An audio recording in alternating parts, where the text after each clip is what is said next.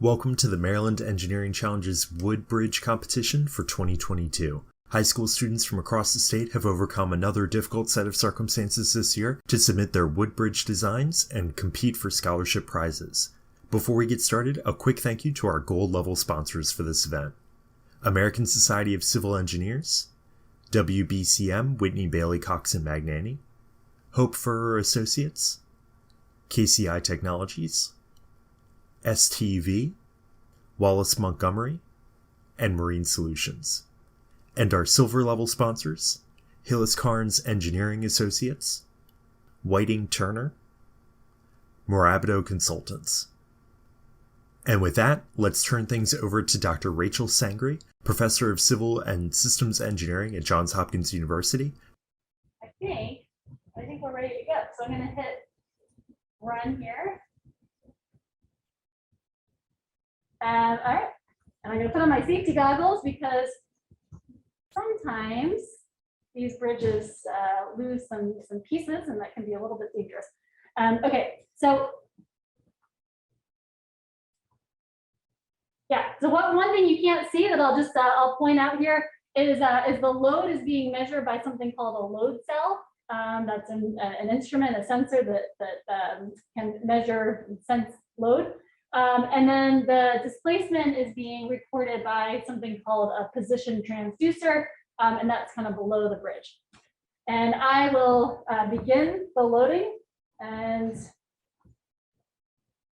all right. That one more thing. So I'm going to think about all these things on the first bridge. If you see, particularly Andrea, if that makes you nervous at all, that there's already 2.6 newtons in there. That's because it's really hard to, get this wing nut tightened in such a way that, you're not putting any load on it at all. But the good thing about this program is it's capturing every newton that we put in the bridge even before we start loading it. So you are getting credit for those now 3.39 newtons. All right, so here we go.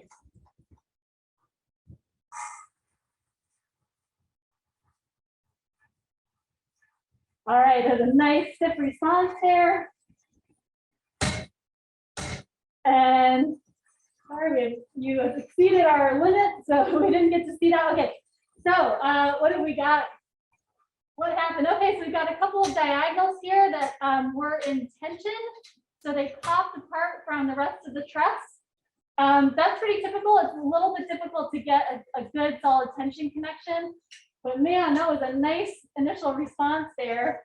And now it's just, you can see the top chord here is kind of, it was bent. And so now it's failed as well there. But it's still kind of working on seeing if it can find a load path to the ground, not carrying too much load here. I don't think we're going to climb much more, but we'll take it out to 2.5. That was really nice. So you didn't have any of that. You can see from the side here, you really didn't have any lateral displacement. And I think that was a function partly of your bracing here. And then the same on the other side. So that was really good. All right, and that's it. Good job, Andrea. All right, so we had a maximum load of 248.56.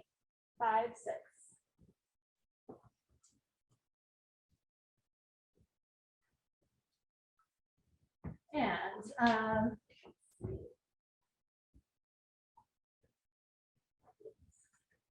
review.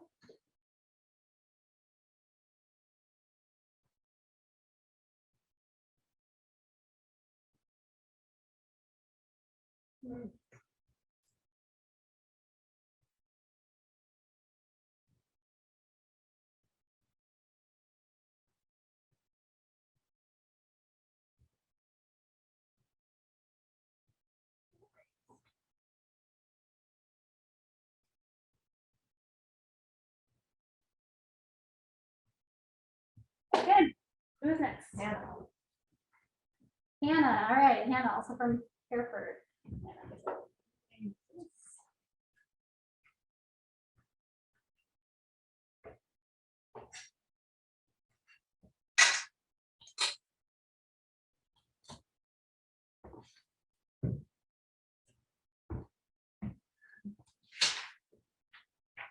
And we need to, so between every bridge, we're just gonna have to take a minute here and lift up the threaded rod again.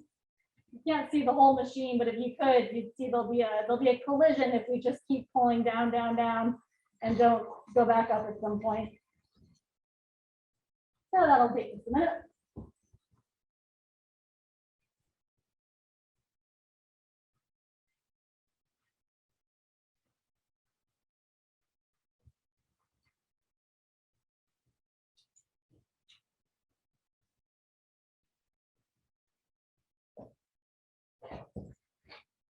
Great, we've got a lot of, I can see a lot of different bridges coming up, which is fun. So Hannah's got a nice arch in here.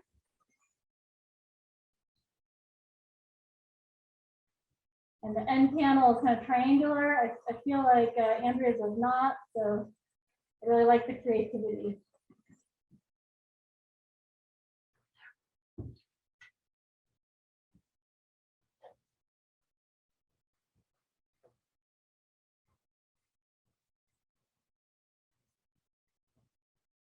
They're also sitting nice and solidly on our abutments here, which is good. If you have a smaller support, sometimes they tend to pop off, or it's good to have a nice base. There we go. All right. So Hannah, we're going to put the plate on here. And this nice little quick adjusting nut, which makes this process just a little bit quicker. It can take a while to get a wing nut on, and then also to thread it on so far. There we go.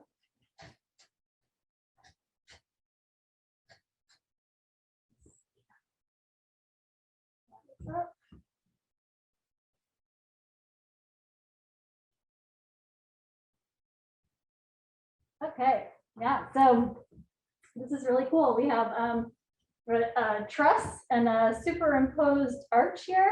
Very nice. Arches were used a lot in old wooden truss bridges because they're really efficient at carrying a uniform load from one end of the bridge to the other. And that's a lot of what wood bridges are, is just a lot of weight, because you have to use pretty big pieces of wood to carry a load from one bank to the other. And so, yeah, this arch ends up being really efficient in full scale bridges, for sure. So let's see how it does here.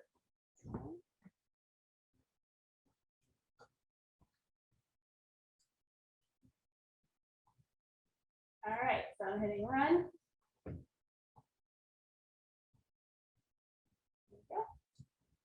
All right, so there's already 4.73 newtons on there. Let's see how much more we can take.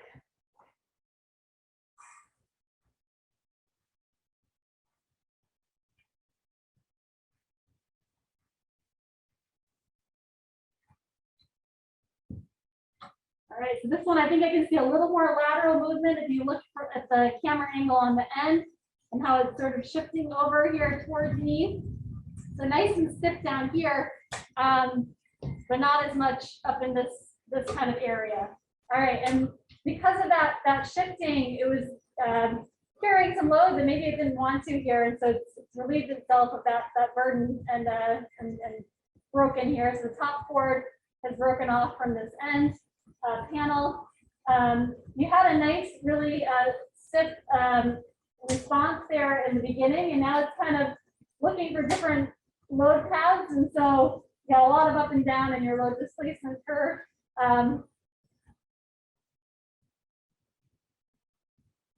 The arch on the far side, so you guys probably can't see it, also failed pretty early on. So it was one of those load paths, but it no longer is. All right, that's 2.5 centimeters. Really good job. Good job, Hannah. And our max load was 80.48.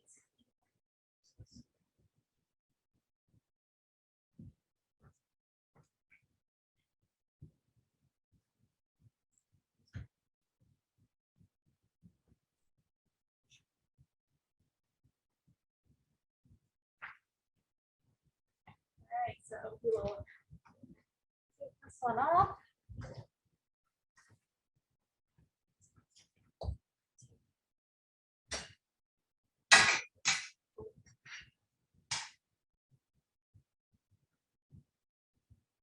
They give you a view from the top there and the other side where that arch, I didn't see exactly where it happened, but you can see how the wood split there. So, nice job. So what was it? That was 80.48.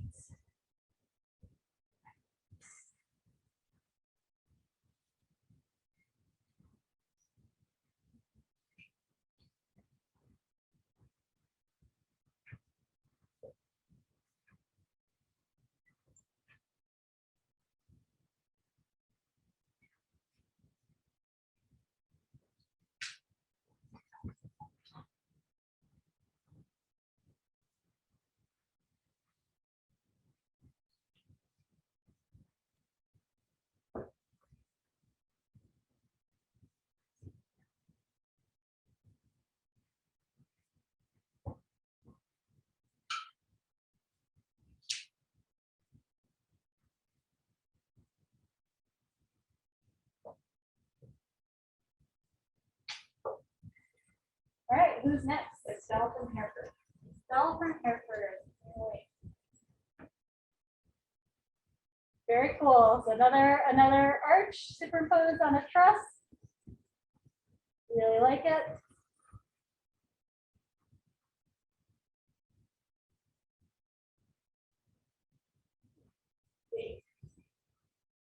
Adjust this camera a little bit so you guys aren't seeing the top of it.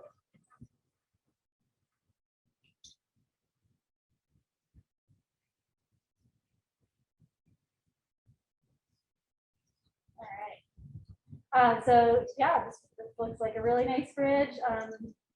Nice construction on all of these bridges as well. So what we have here, so similar to the last bridge, to Hannah's bridge, superimposed arch on a truss. Again, that arch is great for carrying a uniform load. And let's see, not as good at carrying a concentrated force, which is I think why we saw Hannah's failing right around the place where the load was being applied. So we'll keep an eye on that here with Estelle's as well. You can also see, I didn't point this out on the other bridges, but you can see the diagonal members going this way. And so most of those diagonal members will be in tension as a result of that. And sometimes when they're in tension, it's a little bit difficult for the glue joint, which is right here, to transfer that tension load into the chords. So the top chord and the bottom chord. So you want to keep an eye out on those glue joints there, because that might be another place where we'll see failure initiating.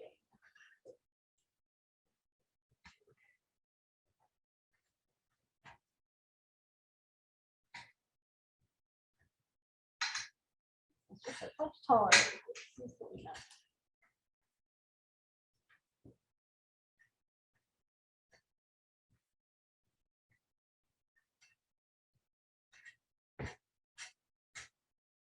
Can everyone hear me okay? I think no complaints in the chat. Yeah, let me know if you guys need me to speak up.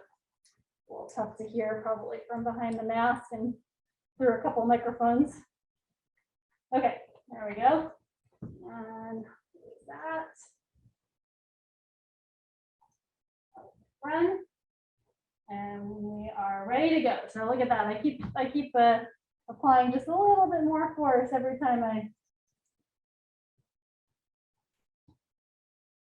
start one of these. It's a delicate balance, because if I don't tighten it down a little bit, then the graph isn't going to look as nice for you, because it's going to have to take a little time to sort of pick up load.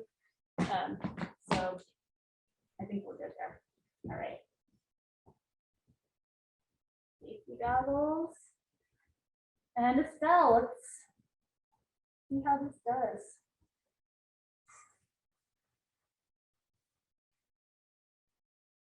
All right, nice stiff response.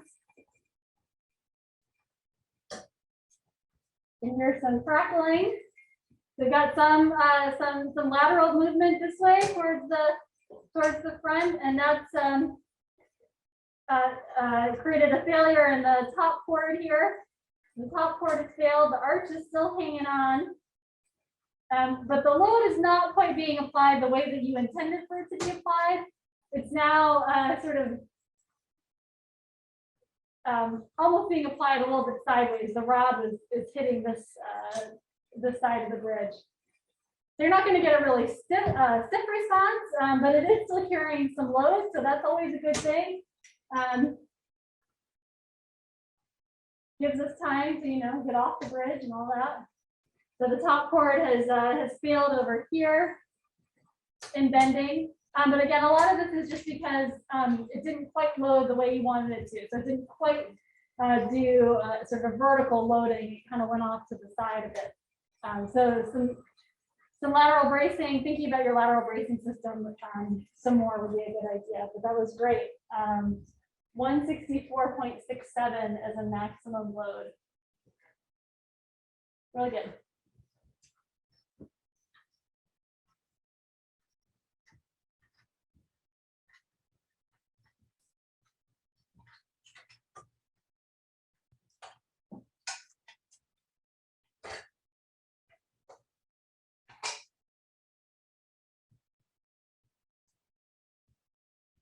I didn't take a hard enough look at the lateral bracing in the beginning, but it actually looked quite good at the ends there. You did have some bracing.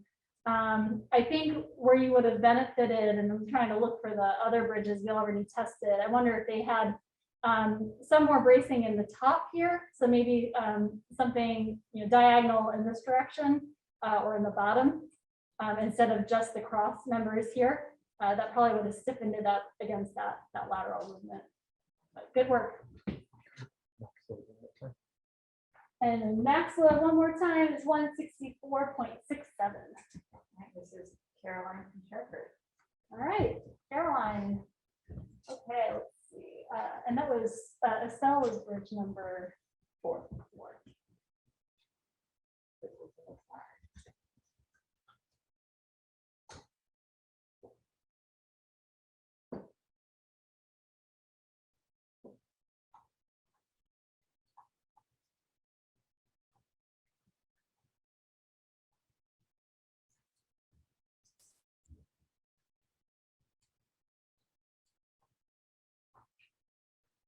Okay.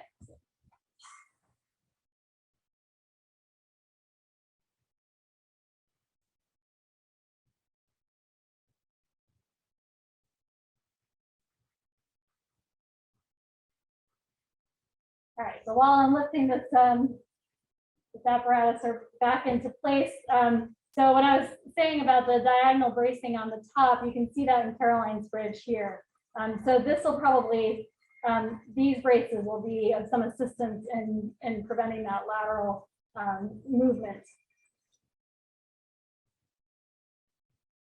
And Caroline has kind of a different design altogether here. I think this is a Warren truss. So we have sort of a mix of diagonals going in this direction and diagonals going in this direction. So for the most part, the diagonals in this direction are going to be carrying compression, and the ones in this direction are going to be carrying tension. I say for the most part, that would be true if we were loading right in the middle, because this is a nice symmetric design, but we're loading right here, so that becomes a little bit different actually. And in this case, you'll probably get these two in compression. So that'll be good. They'll be able to carry that load, I think, a little bit longer than some of the diagonals in tension.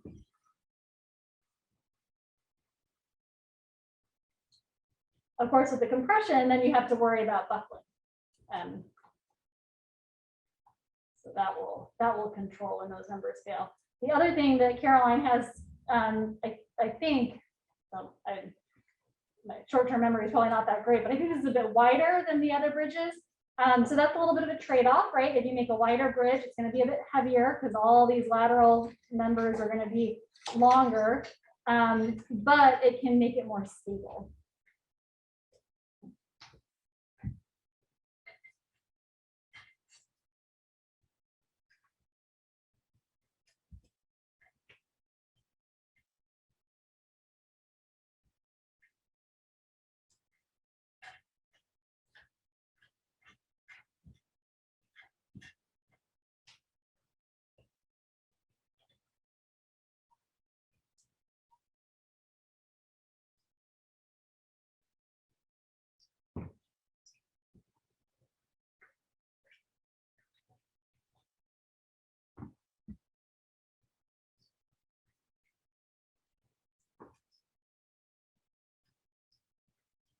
All right, let's see. There, okay, I'm gonna hit run.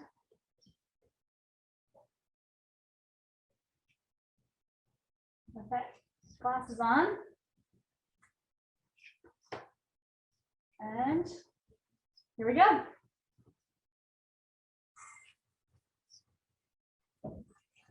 The other thing about this being wide is that it's a lot of load and bending for these lateral members to carry.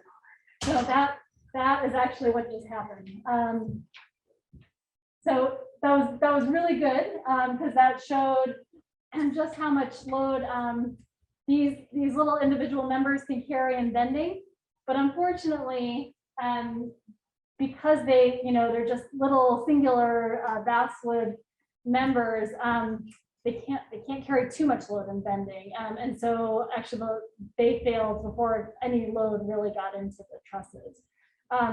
The good news about that is that you can rebuild. So there was absolutely no damage done to your truss, either of your trusses. You can just rethink how you do your lateral bracing. I have to say the craftsmanship was really, really nice. And the glue joints are very, very fine. There's not like a lot of glue around there, though sometimes, unfortunately, that does help in this competition to have just a touch more. I might recommend, instead of putting your lateral bracing in line with the top cord,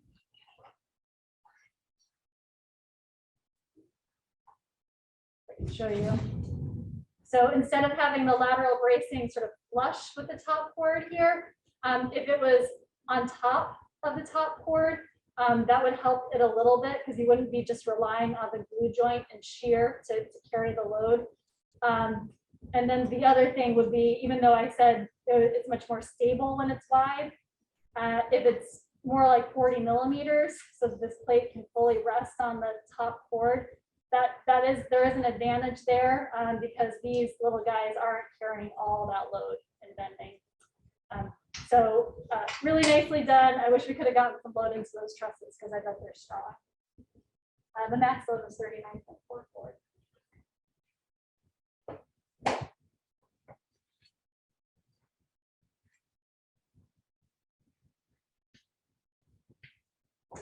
And was that bridge?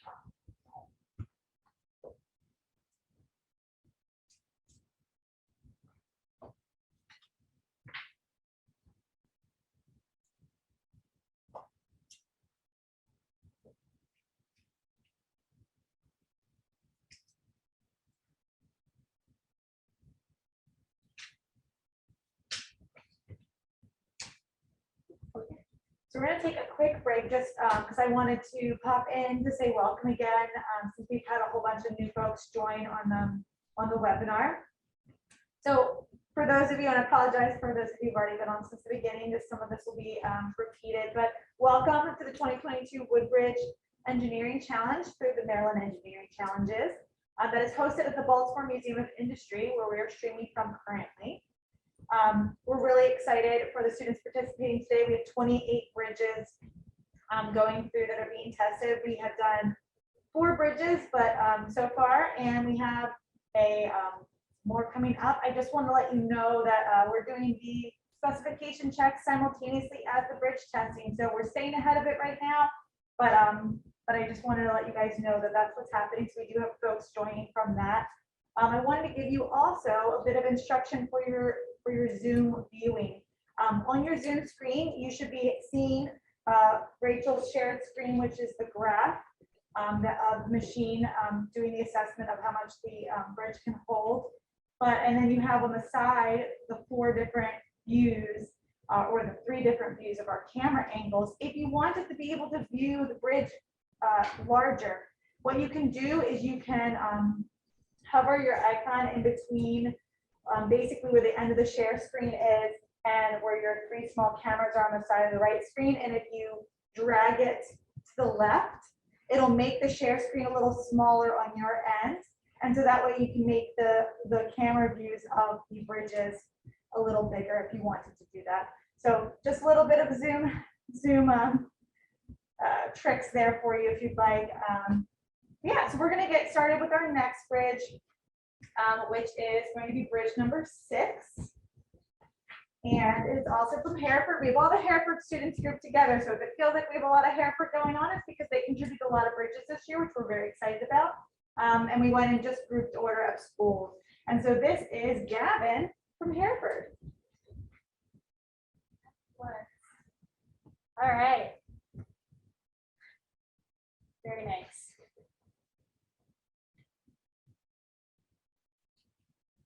I'll say it again, but I really like the variety here. So even if you're all from Hereford, there are a lot of different designs going on, and I really like that. So this one, a little bit different, and then now you can see what happens when all of these diagonal members are oriented this way, which means they're mostly going to be in compression.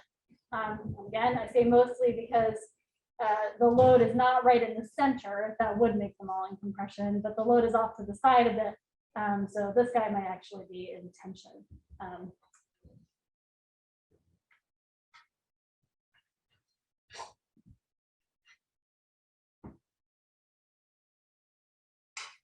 Okay, so loading plate is going on. And then we have this sort of spring loaded nut, and then the wing nut goes on top. I'll repeat a little bit, sorry. Some of you heard this, but if you're joining and you want to know what I'm up to here, and that I'm taking care of your bridges, rest assured I am being very careful. I would not want to fail anybody's bridge prematurely here. All right. So this one, so Gavin's bridge is a touch narrower than the last bridge, and so and also the lateral bracing members are actually sitting on top of the top cord. Not that that's the way you have to do it, but I think there'll be less of an issue of the lateral bracing members that are getting the direct load from this plate here. Less of an issue of them failing before the load gets into the truss.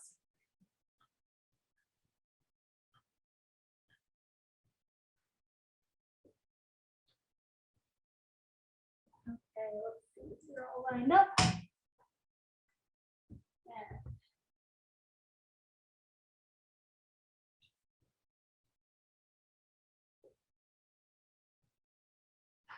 And to hit run, and so you can see the current load is reading 2.3 or so newtons right now, and the current displacement is reading 0. We're going to go from 0 to 2.5 centimeters. If you look way down at the lower left of that plot, you'll see the point that's starting as we start the load displacement curve. So just keep an eye on that little black point. It's going to become a line. And if it's a very steep line, that will mean that you got a really stiff response. And so it's the load here has sort of a direct and very stiff path to get down to the abutments here. And so that's usually a good thing. We want not only strong bridges, but stiff ones as well, ones that don't deflect too much under load, because that can cause lots of other issues and be a little bit uncomfortable for the people who are using them. All right, so here we go.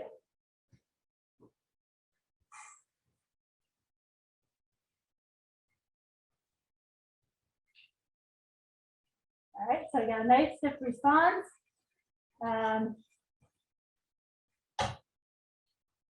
something's happening here. So this shows us if there's a little bit of lateral movement, and there is, so that means a little out of plane movement of your bridge. So you can see it here. This is basically an open box, and it just it doesn't have a lot of stiffness that way, right? It's not as stiff as a truss that's triangulated. But I wouldn't say that we're done yet here, because we've had a couple of times now that the load has got an alternate load path. Well, this is pretty that's pretty out of plane at this point. What else do we have going on? I've heard some crackling. Oh, okay. So we do have a bit of failure here. So that glue joint failed, mostly because of that out of plane movement. Because really that's a compression member there, so it probably should have held up, but it wasn't expecting to be loaded this way. Oh, I think we're at 2.5. All right, max load 70.85 newtons, and good job, Gavin.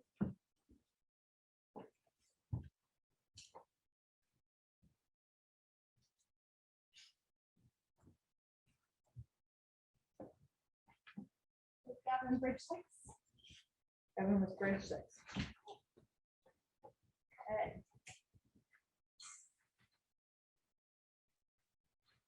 I will lift the rod back into its original position so it doesn't crash into the bottom of the machine, which is what will happen if I just keep pulling down, down, down.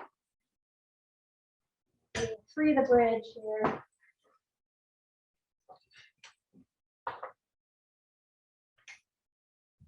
And that is something, right? That is some nice deformation, almost like a snake, a little serpentine.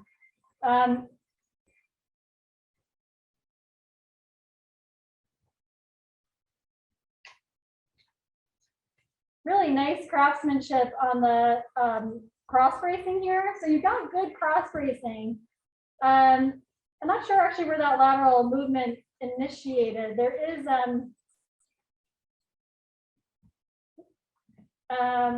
you know, I guess these panels are not braced.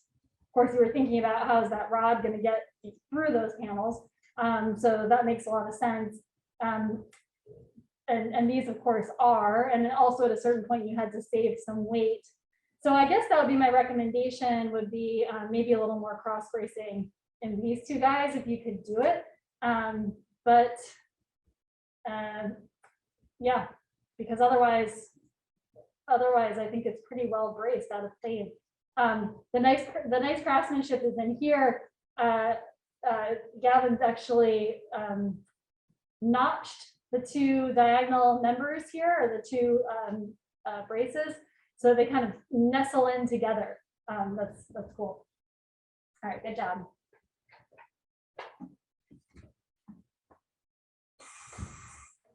Bridge number 7, and it's Michael from Hereford.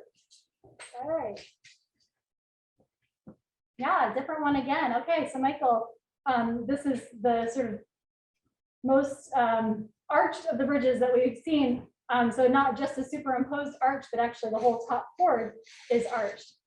Very cool. And then another sort of Warren truss, like we saw a couple of bridges back. So sort of a mix of diagonal members going in this direction and this direction.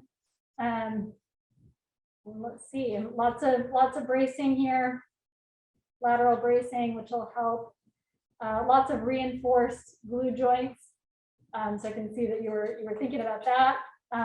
You know, in metal truss bridges anyway, you'll see gusset plates, which I think is probably what inspired that. And those gusset plates transfer the load between the diagonals and the verticals and the horizontals and all the different members.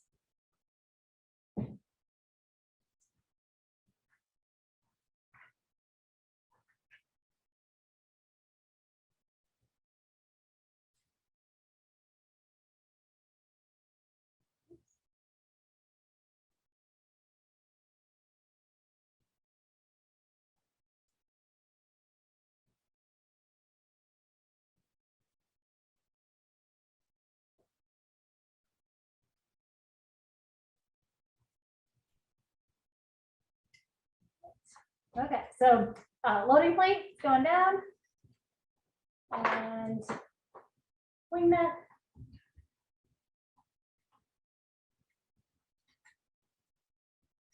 And Michael, I know it's a good move to put these two little sort of loading plane members along the top,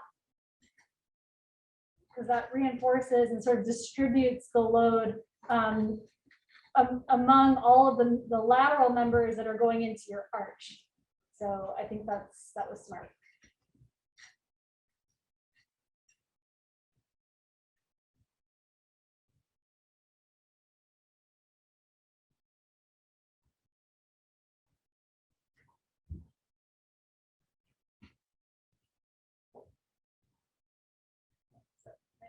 Front here, and you'll see that I've turned the wing nut enough that I've put 7.75 or so newtons into your bridge already, but don't worry because that's being captured. So we are accounting for that 7.75, and that is something I do not want on your plot. I like them to look much nicer than that. So let's actually gonna just clear this.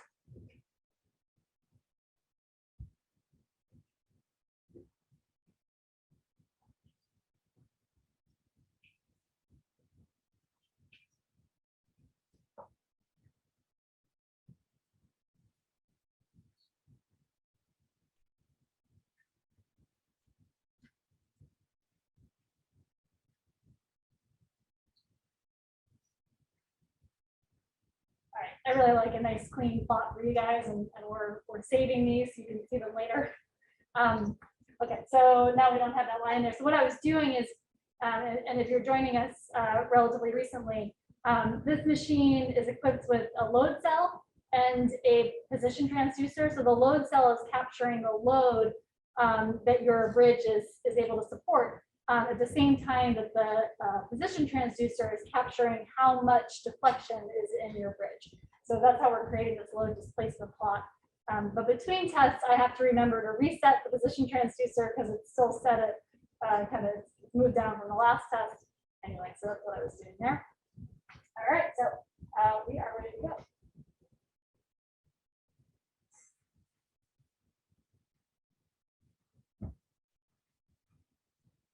Okay, so nice stiff response here at the beginning.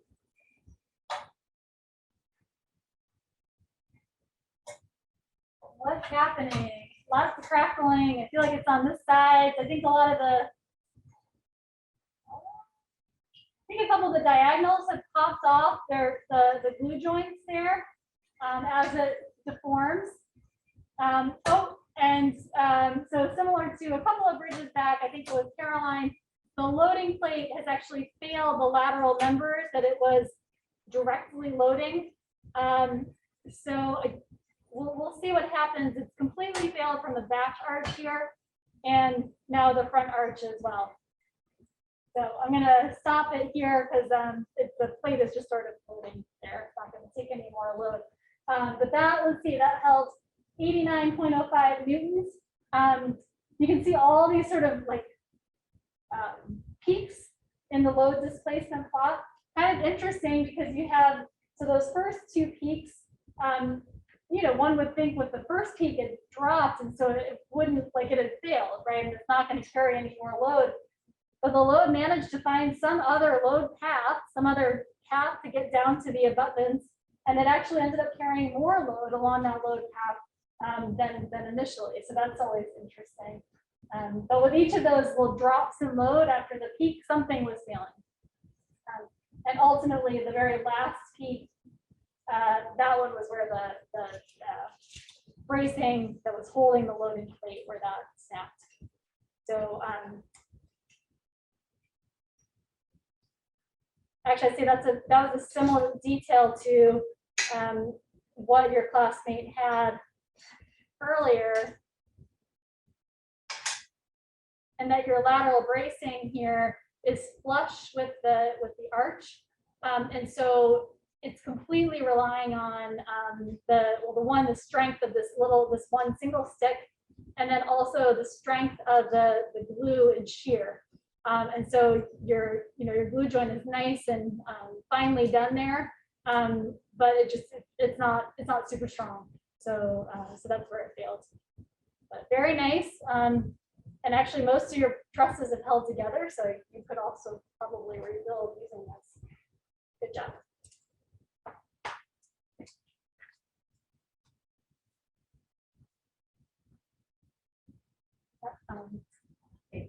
That was neat. What number was my aura? My This was 7.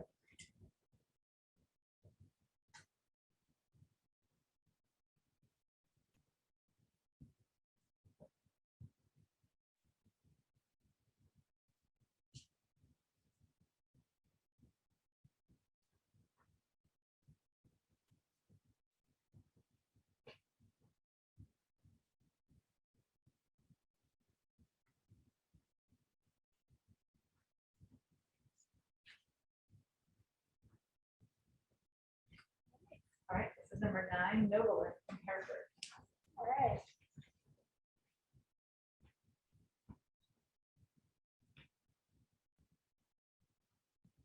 Very nice, different still. So we've got not exactly an arched top chord, but just a very slightly arched top chord that actually had to make construction a little bit tricky. Well, I guess any kind of arch would, non-parallel chords.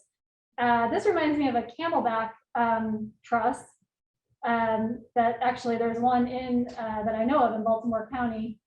It just has a slight curve to the top chord, and that can actually make it a pretty efficient design. So that's neat. I wonder if that was your inspiration. And also reminding me of that it's actually a camelback, a Pratt truss, and a Pratt truss has diagonal members that are oriented this way in tension. So cool, very cool.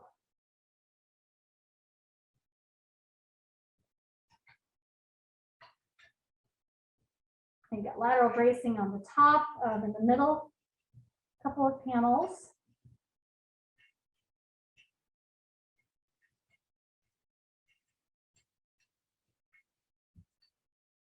Tighten down the wing nut. Let's see. So your lateral bracing that is actually getting loaded by the plate is sitting on top of this top chord. So that's probably good. That'll give it a little more strength. The plate is also sitting on top of your cross bracing here in the center, a couple of panels. So that might also help, might not have been your intention, but that will help to distribute the load. Oh, the other thing you got, if you take a look at the, I know you know what you have, but maybe everyone else watching, if you take a look at the end panel here, this is great. That's something that is really done, particularly in metal trusses, is this sort of, we call it a portal frame. And this is some bracing that's at the top of this end frame that helps to prevent it from doing kind of this. So this lateral movement out of plane.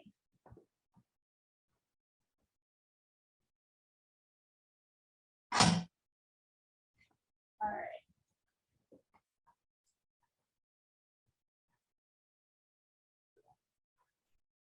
So here we go. So I've just tightened it down just a touch. You've got 2.3 newtons in there already.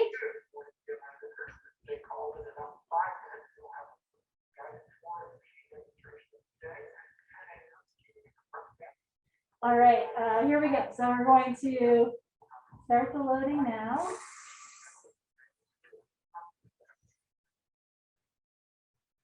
All right, nice stiff response.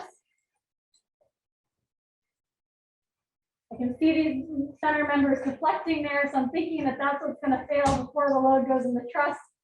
Yeah, so this lateral member is pretty much gone. The one that was carrying the load to the trusses. Yeah, all right, so that is it, because those lateral members failed, but it did a really nice job. So what the truss was holding was the 87.64 newtons. But after that, when these lateral members that are carrying the load to the trusses, after they failed, you're not really measuring what the truss can carry because no load can get into the truss. So same thing, you can rebuild, and when you rebuild, that is an important thing to think about. So how the load is actually going to get into these vertical trusses, perhaps making these guys a little bit bigger might work. If this was a bit narrower, then the load would have rested squarely on the top chords. But I think just by making these a bit deeper, that would make them stronger and bending. So very nice, nicely done, and I love that that's a familiar design to me.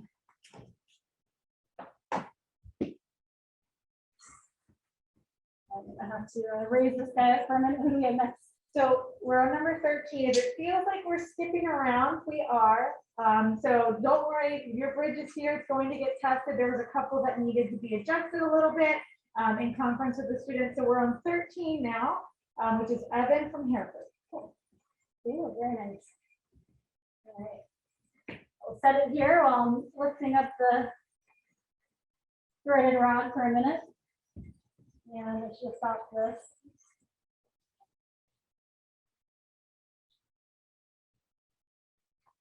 And was that last one 8? The last one was Bulman with 9.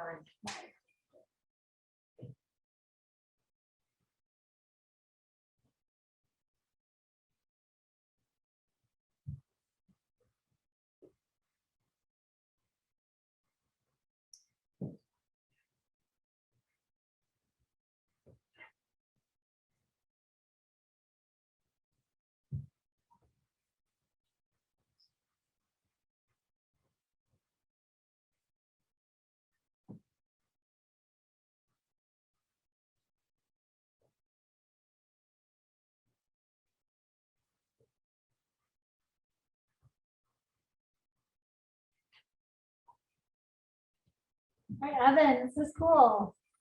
That's really narrow. That'll be fun to see. That is so different. So you can save, right, a lot of weight by making it much narrower. And you have a lot of cross bracing in here. So the concern with a narrow bridge is, of course, it doesn't have a lot of lateral stability. So instead of worrying about how much is it going to deflect under load in this direction, now we're worried like how much is it going to deflect in this direction, which isn't what we really expect a bridge to have to carry. But if it's really narrow, it can be unstable in that direction. But you've got a lot of cross bracing, so I'm not particularly concerned about that. So it seems like you were aware of that. And really nice craftsmanship. These basswood members, I think, are sliced in half and then maybe sanded down. Very nice. So saving a lot of weight that way. Cool. Okay.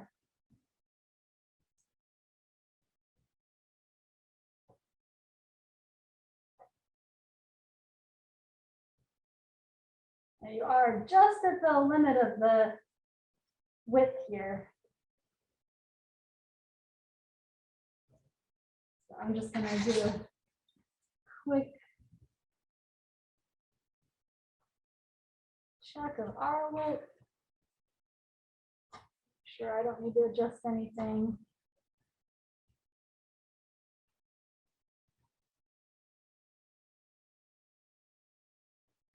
Oh, I think that was your intention. So that's fine. So as it starts to, because it has this not really arch shape, but kind of arch shape, as it starts to deflect, the bottoms of the bridges here are going to seat a little bit more strongly, I think, on the abutment, so it should be fine. But getting it started, I'm going to have to tighten that wing nut down just a touch more than the others,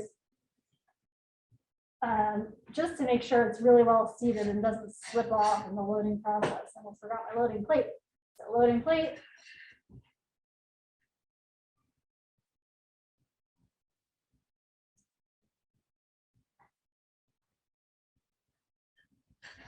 And then we got this quick release nut, which makes it a little bit easier here.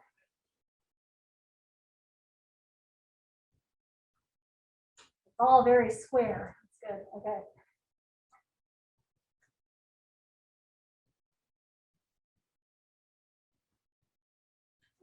Tighten down the wing nut.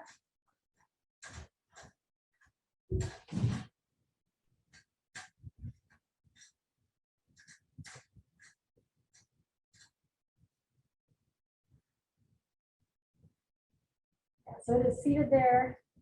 Hopefully you can see that.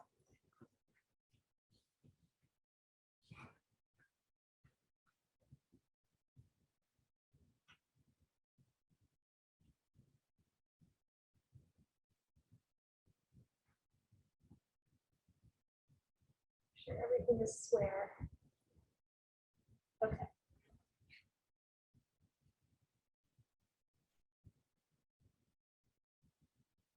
All right, I didn't put very much load in that at all. Watching for a while. I think 7 was the max I've gotten in there. Get that seated a little bit.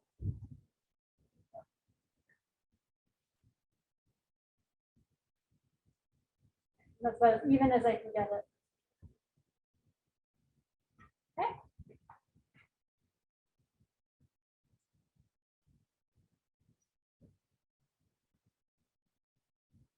All right, here we go.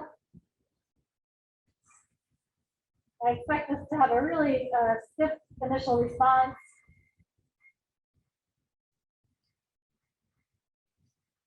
Oh boy.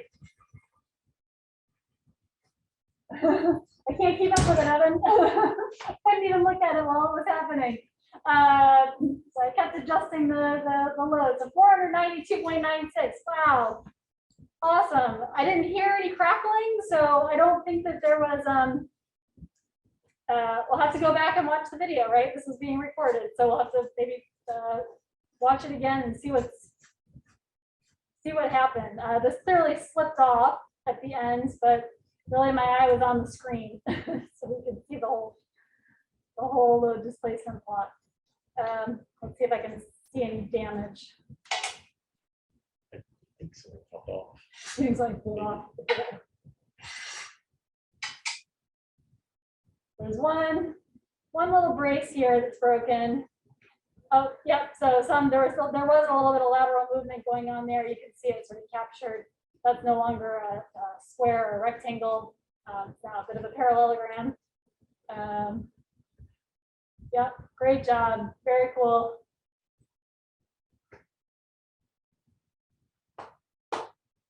All right. Let's stop this. Evan was C13. Yes.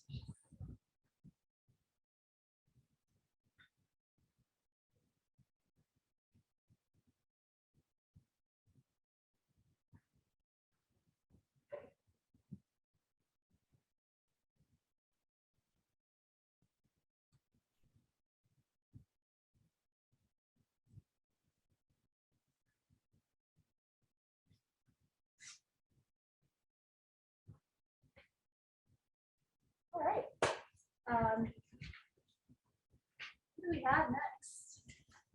We have Peyton from Hereford.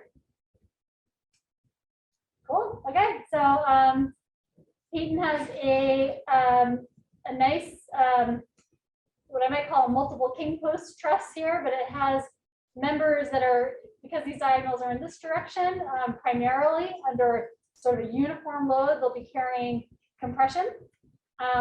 Also sort of a wider bridge here. So probably the thing to look for is going to be these members being able to support the load long enough to get it into the trusses that you work so hard to construct. So hopefully that's all good. Yeah, we got some nice lateral bracing, top and bottom. That's good. Let's get this situated.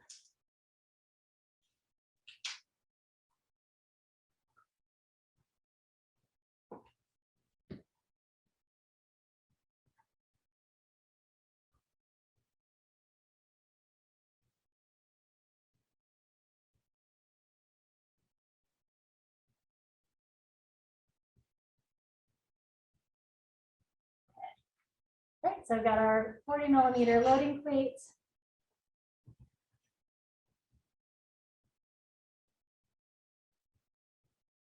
Try to get that as evenly on those numbers as possible. Quick release nut goes on top. And then our wing nut.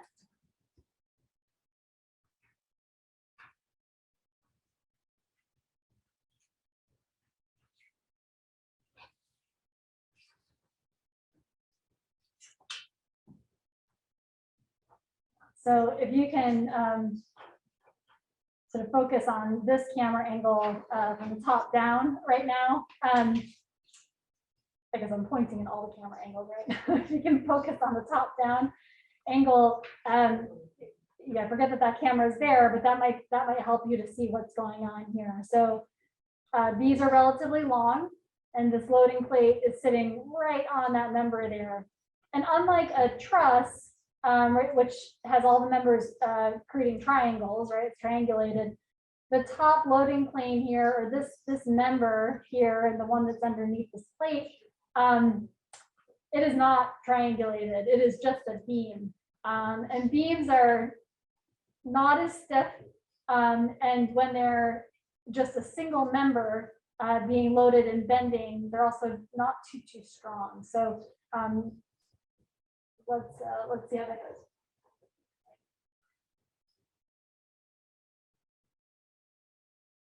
All right, so I've got 2.93 newtons currently in there.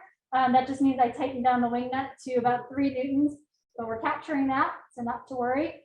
And we have 0 displacement, and so I'm going to start loading.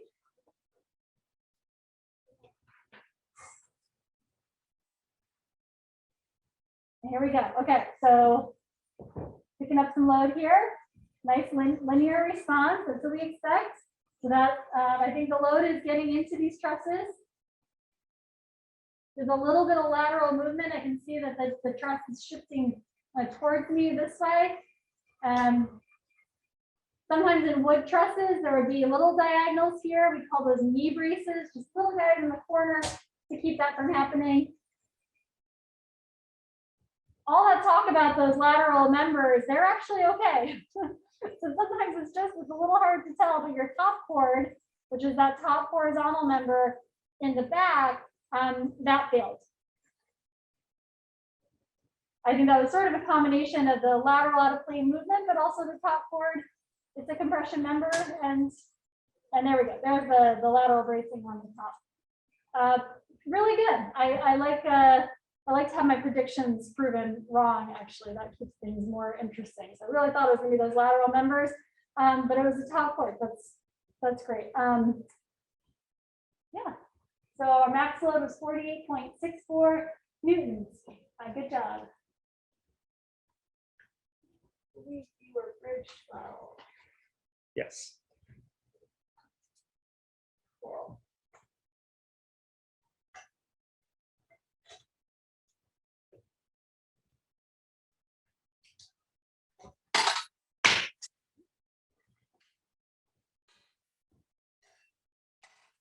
Goodness gracious. I'm tracking everything. Yeah, let's take a look at this.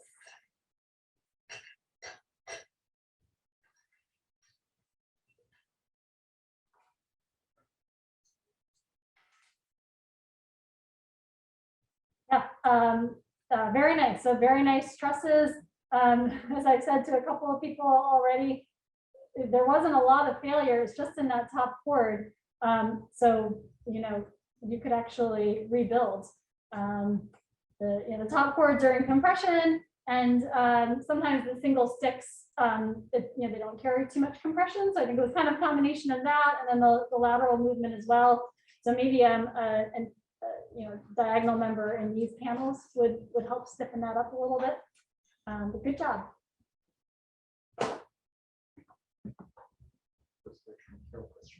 Cool. Okay, so this is Braden from Carroll Christian. And let me stop sharing that.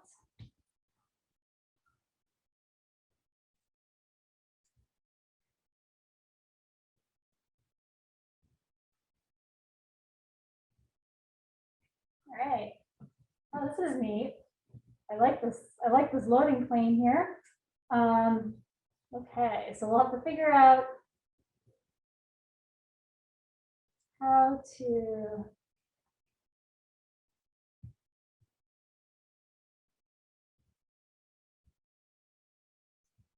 So it's a little bit short, and I just measured the width here, so that width is correct. So you're just, I think, and this is a common thing to do. I think, you know, you see like the 30 centimeter span here, and sometimes students design or build their bridge right to 30 centimeters. So a bit longer so it can sit on this is good. You want to have, you know, enough, it has to span the distance, but it actually has to be a little bit longer so it can sit on the supports. So let me see if I can figure out the best way to get this on here. I think it's gonna slip off the supports relatively quickly. So I want to see if we can get as much loading in there as possible.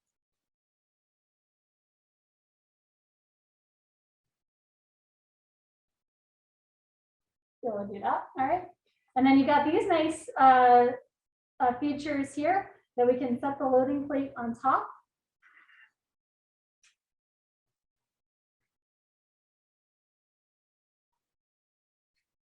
I managed to drop my little quick spring here. So let's see if I can reassemble it. Oh, you know what?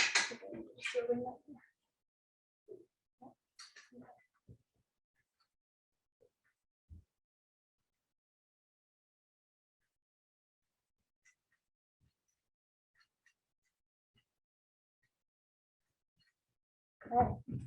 So reset my position transducer, and so we're at 0. I'm going to hit run, and all that's going to do is start the capture of data.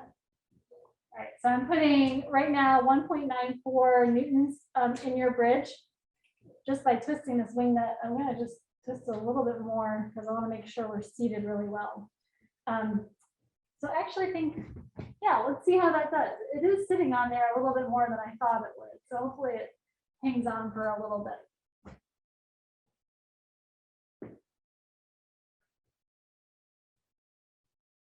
Ah, so this is an interesting design. So you got angled top cord. Your top cord is 2 members, which is great because it's harder to buckle 2 members that are laminated or glued together than it is to buckle 1 member. And your top cord is in compression, so it's going to want to buckle. So that was a great design choice. And a lot of different diagonal members here. So not a traditionally named truss, but that doesn't matter. Good to be creative. Okay, so I think I'm ready, and I'm gonna start loading it.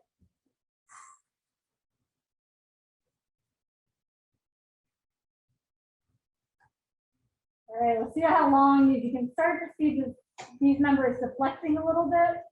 We'll see how long they can hold out. At least there's 4 of them. The bridge is staying on the support, so that's awesome. I'm so happy to see that. And little crackling. So a couple of the members, I'm going to guess some glue joints maybe. Oh yeah, okay. So this loading plane is like, it's like a seesaw, right? So it's like popped off the other end because it's just, you know, pushing on this end. And so the 2 sides of the bridge have sort of come apart, which is going to put a lot of pressure on this lower cord here, this single member. So my prediction is that's the next one to go if it makes it to 2.5. Let's see. Oh no, I was wrong because that diagonal member went.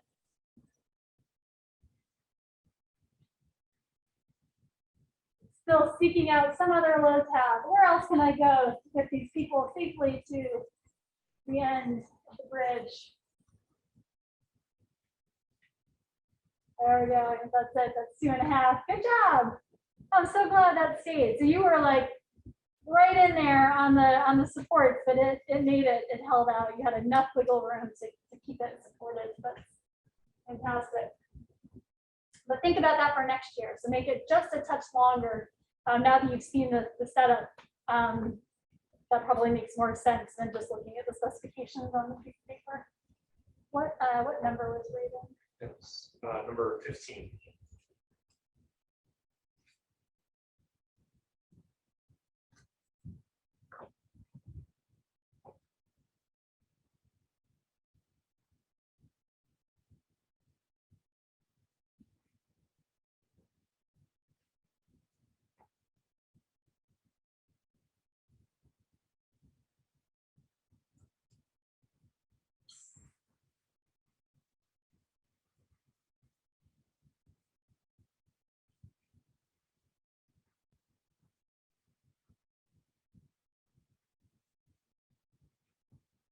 So I have to lift the threaded rod here back up into its original position. Going too far down, it's going to crash into the bottom of the machine, and that would be really too bad. Bridge testing.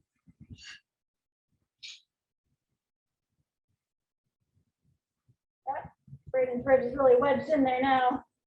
Some good friction on the side of the. All right, feels good.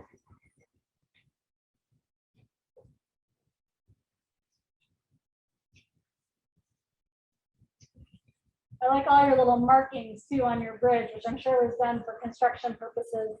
The bridge wrights, who were the original wooden bridge builders, they would have their pieces of wood all marked up as well, so they knew what connected to what and what went where. So you're doing that sort of in the old style.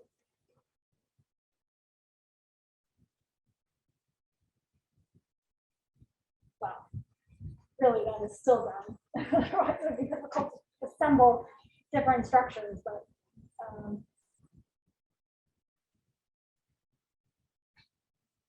Important to think about construction as well as design and behavior.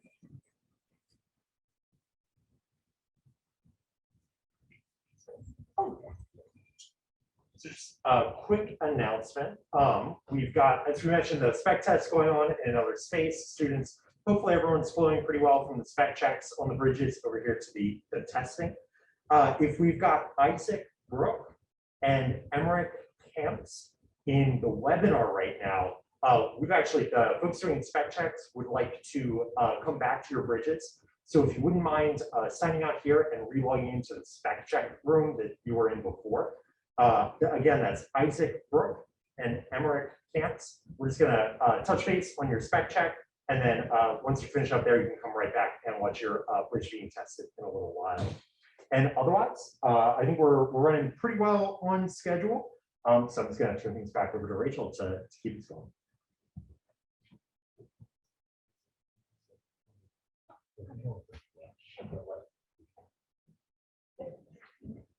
All right. We have Connor from Carroll Christian. That's very, very nice. So, yep, I like this. You got lateral bracing that's made up of 2 members sitting on top here of your top cord. That's great. That should be able to hold the loading plate really well here.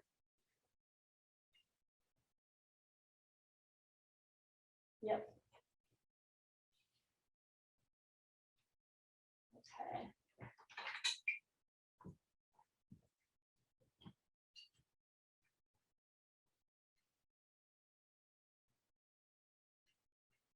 I'll put the swing down on top. I will fix that plate there, make sure it's well situated. Okay, so I'm going to hit run. And all that's going to do is get the computer ready to accept the data from the test. So we have a load cell and a position transducer. The load is reading the load that's going to your bridge, and the position transducer is reading the amount of deflection. So we're plotting that in real time. You're just joining us. So you're going to see a curve on these axes, and that's going to say something about your bridge. All right. So I've tightened this down to about 2 newtons, and And we're at 0 displacement and we're ready to go.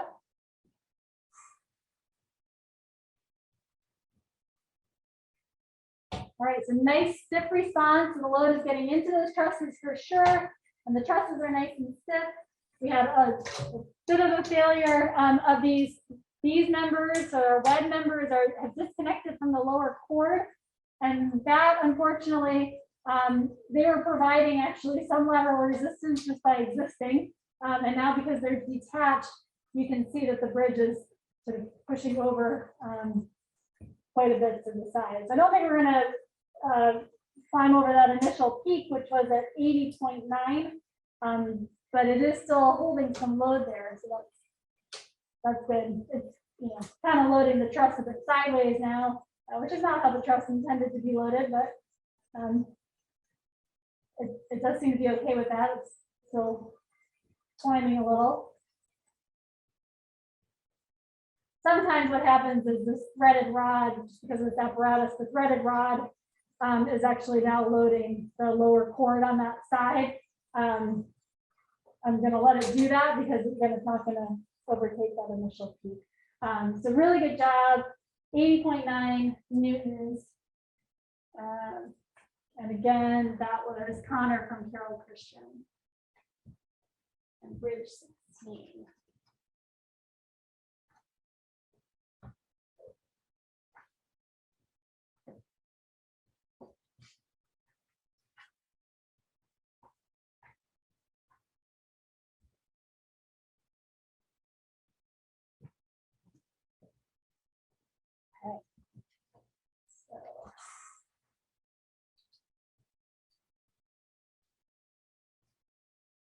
Disassemble this.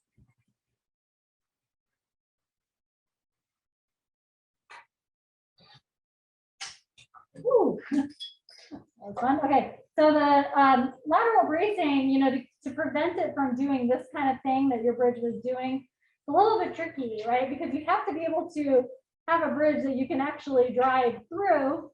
So you can't have braces, right? But unless you're driving on top, you can design it that way as well. So what do you do? And one thing you can do is what the original wooden bridge builders did, would still do, is put just a little diagonal brace just in the corners. We call it a knee brace. And that can provide, or prevent this kind of lateral instability that you saw with your bridge. The trusses are really nicely constructed. Good job.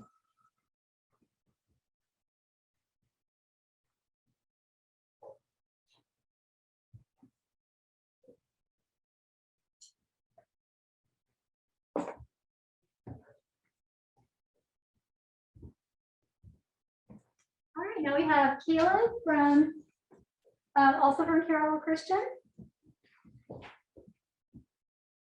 This is cool, like this.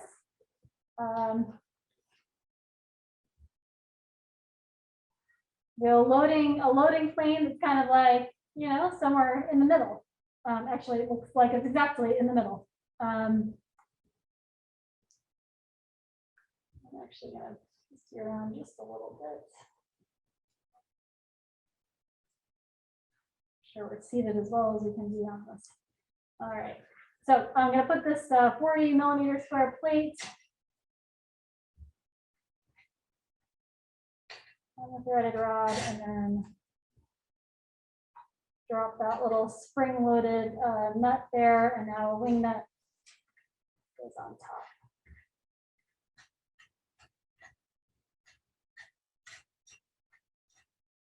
You can see that we rolled the dice this morning and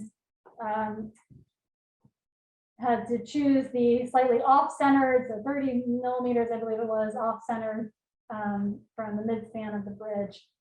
So maybe not what everybody was hoping for, but on the other hand, it does look like you accounted for that because you have diagonal members right from that point, sort of extending down. So that's good.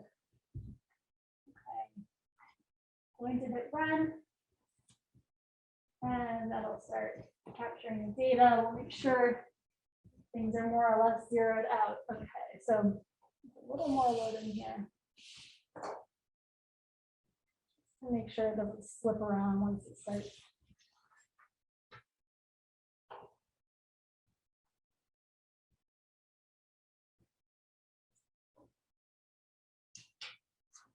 All right, I think we are ready. One.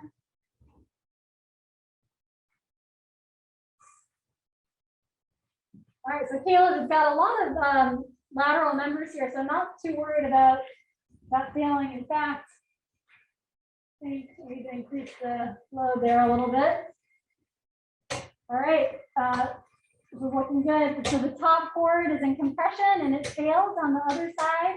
And then some of the diagonal members, which are in tension, are having trouble transferring that tension load to the other members. So that glue joint, the glue joints have failed. And now that top chord continues to fail in compression, which is putting some unexpected loads on this lower chord. For all intents and purposes, I think this is done, but it's almost to 2.5 centimeters. So we'll just take it all the way. That was really nice because it was very, you know, sort of how we designed a bridge, like the types of failures that we would expect. So the top chord is in compression, these buckled as we could expect and as we could design for. And then once those are buckled, you know, it's just a matter of trying to get everybody off the bridge before it completely fails, which I think it just did. All right, good job. So 202.12 newtons. That's the load there.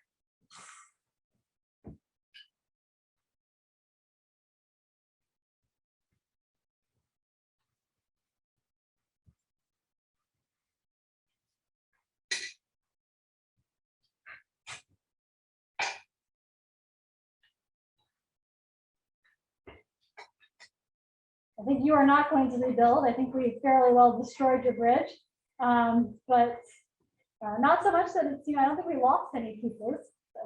So, good job.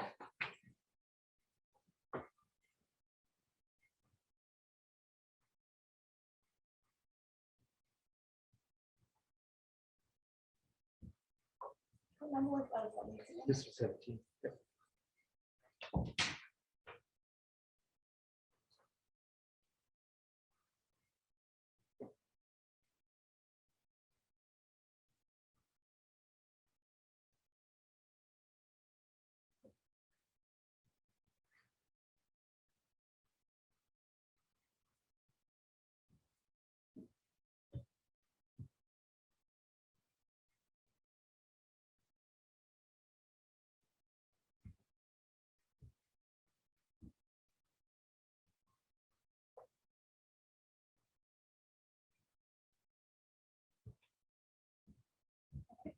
Good. Okay, so we have Sarah from Carroll Christian. Very nice. So Sarah's got it appears to be a Pratt truss. So Pratt truss has diagonal members that are angled to this way, and that means that they're at least if the load was in the middle, they would all be in tension.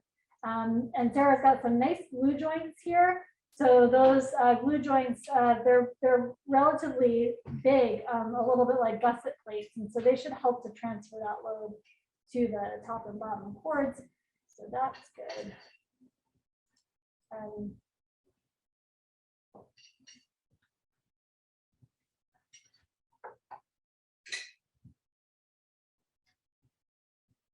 So we put the loading plate on, and then this sort of quick release nut, and then a wing nut.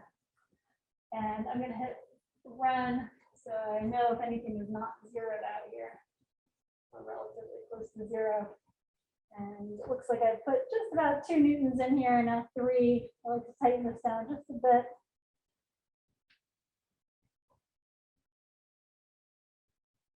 Not too much.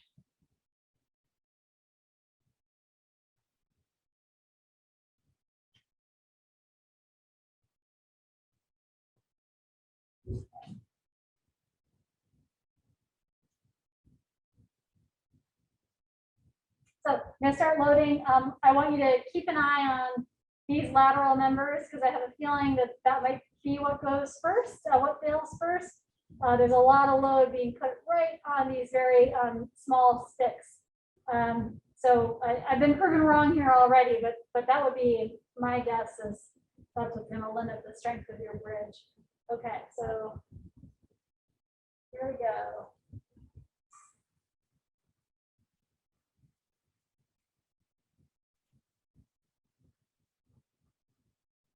All right, so nice stiff response. So the load is it's getting to those trusses, but one of those little lateral members that was being loaded here just failed, and the other followed right behind. So there's really no load being put on the bridge any longer. The plate is kind of slipping, so I'm gonna stop this one. But good job. It held 71.56 newtons before the lateral bracing failed. So really good. What number was this?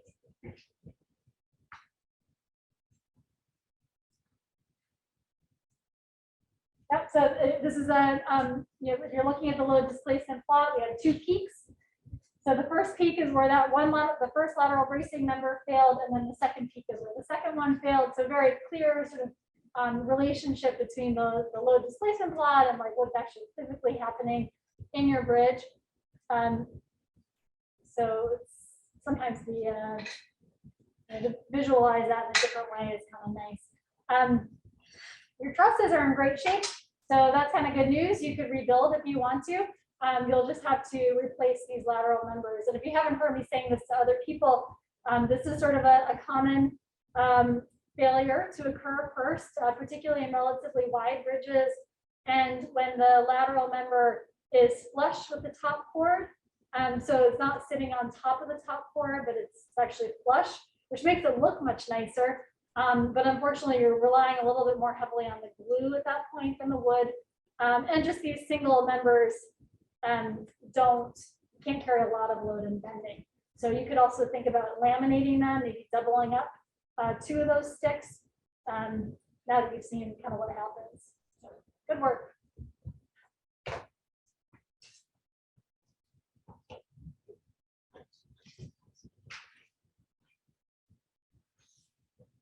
Good. So not it wants to do it again because it takes a long time to adjust this back. Oh, okay. We're, I think I just go to test with wherever. Oh yeah, that's fine. I thought they wanted me to test the particular install. I don't think so. Like, You wanna- I think that's just right. You think that's fine? Oh, Yeah. okay.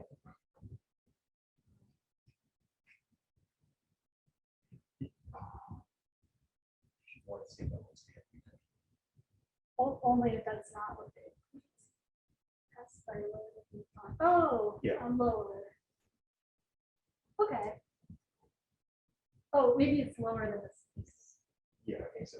That's It's not a no problem. rather than testing. Yeah, that's not a problem. Just shifting left to right is Yeah. difficult.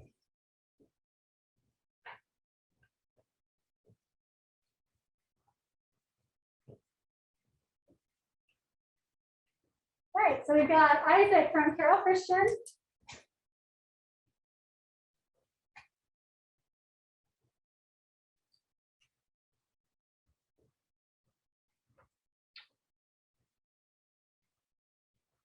So it's a nice sort of regular pattern here. A little bit of a worn truss. We don't have any verticals though. Lots of good diagonal bracing on the bottom. Not much lateral bracing on the top. So what I'd actually call this bridge, I mean, it depends on the dimensions and all that. But sometimes we'll call something like this a pony truss, particularly if you got rid of these two. So there are truss bridges that are like half height, and so when you drive across them or walk across them, the top of the bridge is like here, and so there actually isn't any lateral bracing above your car or above your head. So that's a little bit what this looks like to me, except that you do have two braces there. And the thing about that, and what I think you'll see, is that that means these top chords, which are in compression, are only braced, in this case, here and here. So, oops, this is also a bit wet. Sorry about that. That one's probably actually not going to brace it because it's still wet. But they're braced here and here. And so you'll see the whole truss actually wanting to bend in this way. And this one maybe bending in this way, or maybe they both go out. But they're going to have a little bit of trouble in compression just because of that. But we do build bridges like that. It's just that that's where we'll probably see the failure initiating.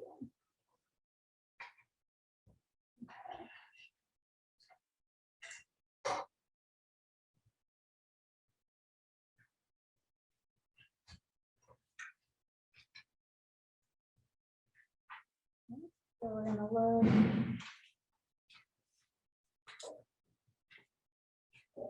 Here.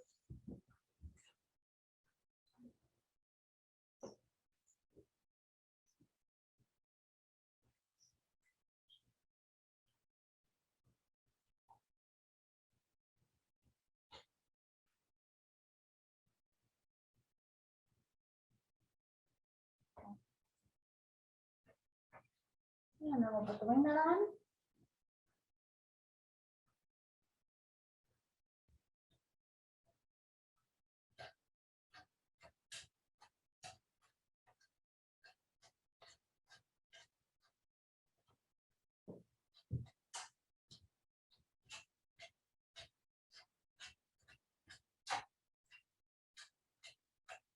There we go.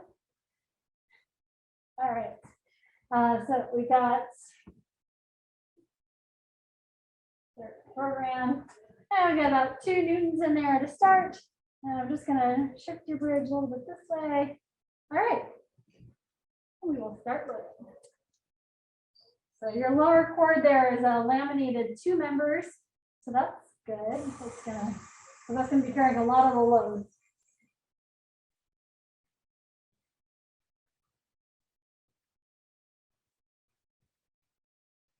All right, good. So you can see from the top view, top camera, those top cords sort of going in, like I thought they probably would. One of these was wet, and so I think that's why it's not providing. It's kind of, you can see it's sliding. And so what'll be funny here is eventually these 2 will actually, if they don't fail first, they're going to end up just touching each other or the metal rod, the threaded rod here. And then they might actually pick up some more load, but they failed because they can't bend quite that much without failing, right? And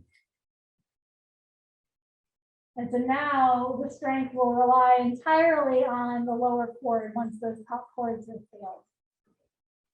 So the lower chord is basically acting more or less like a beam, but because it's 2 members, it has a decent amount of strength there.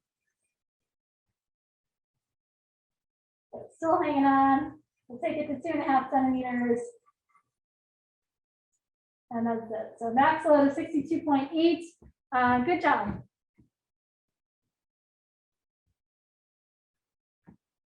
And your hits.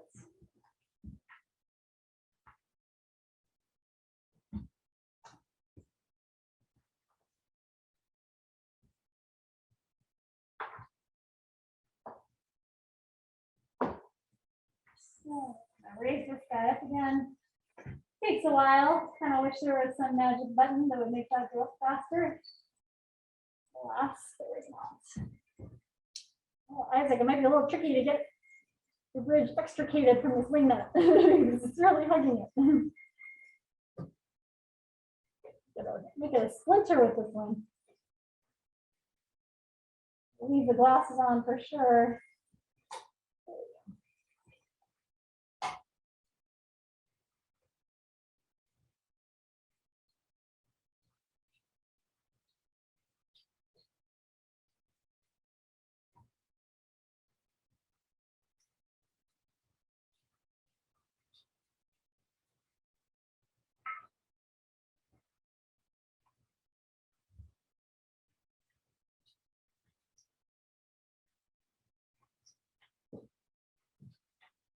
I think I just need like 4 more arms here, and then I think I could like an octopus. No, I'm gonna let it go.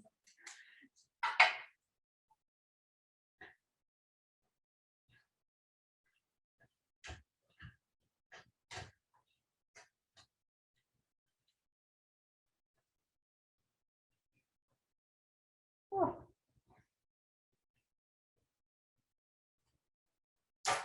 There we go. Wing nut. There's one nut that's off. All right, that one's quicker. And the plate is last. All right. Okay. We have Amy from Carroll Christian.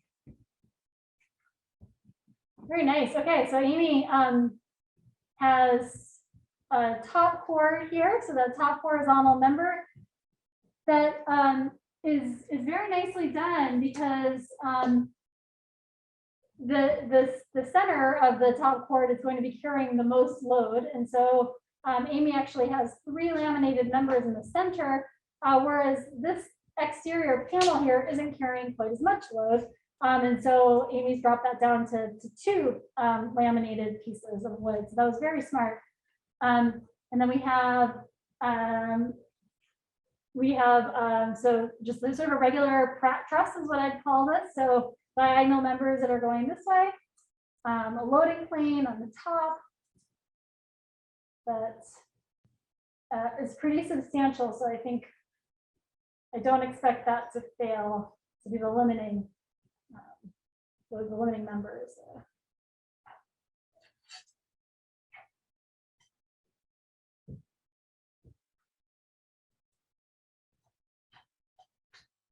So got the loading plate and then the wing nut.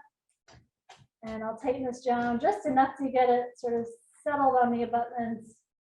I'm going to hit play or run rather. Here. Okay, so like I have a touch of displacement in there. So we're just kind of ignore that little bit of the graph there, that lower horizontal line that was just me resetting the position transducer. It was at 0.24 centimeters, and I brought that down to 0. So you just have a little horizontal line there. It's extraneous. So really changing the results. So there we go. And so I think we are ready. Screen share again. Sorry about that, everyone. So many buttons here with Zoom. Okay, now you can see the extraneous line. So there's this little horizontal line at the bottom. That was just because I had to reset the position transducer. All right, so here we go.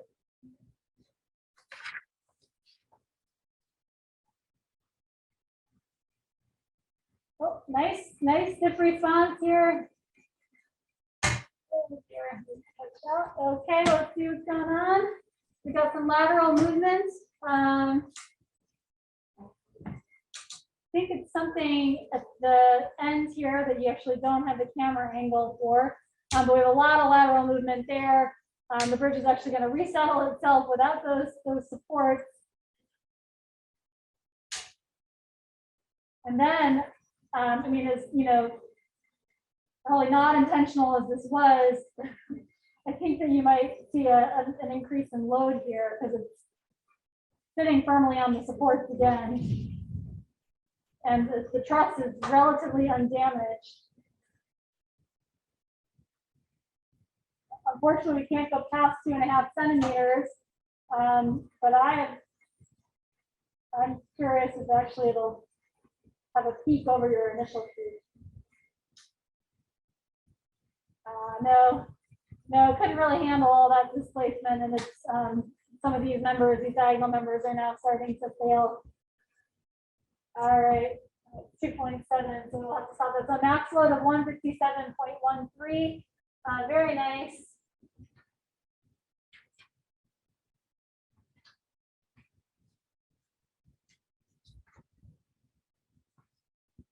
Okay, start to release this.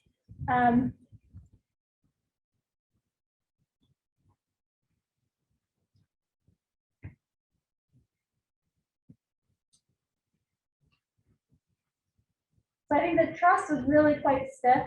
and strong. But maybe what you could do if you were going to rebuild would be to have a bit of a, perhaps try putting a diagonal brace in down here. I think that's what happened at this end. I think that's what initiated the failure, is that, you know, this sort of twisted a bit, and then, you know, the bridge is really struggling to find a stiff load path to get down to the ground, but it held on. So that's good. And it almost went back, you know, peaked over the original. So nice job.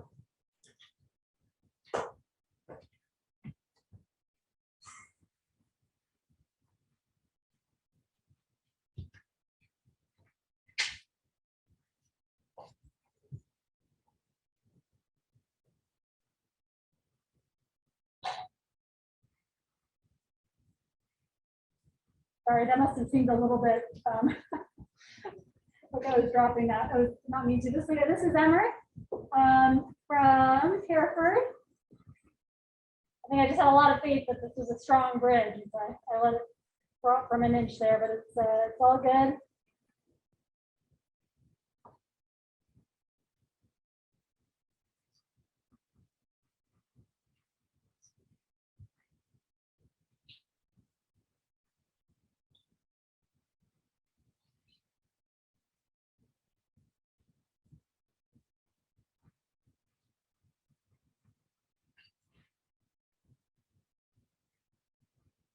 How are you doing on time? Am I going to do mine?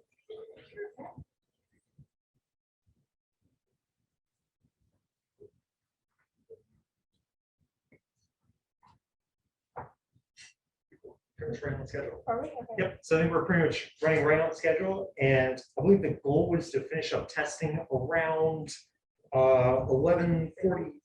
Yep, 11:45. So about another hour. We do still have a good number of bridges to go through, and then after a little bit of time to do the assessment, make sure we've got all the numbers square. Then we're aiming for announcing the winners around noon.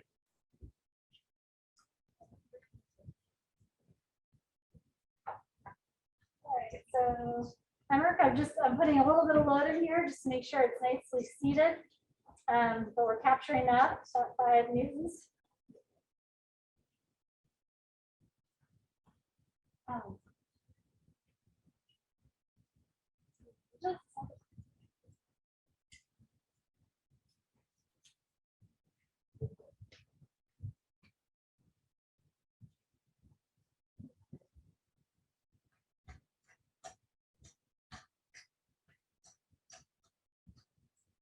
Oh, the wingman has a long way to go. I must have looked at the threaded rod more than the other bridges.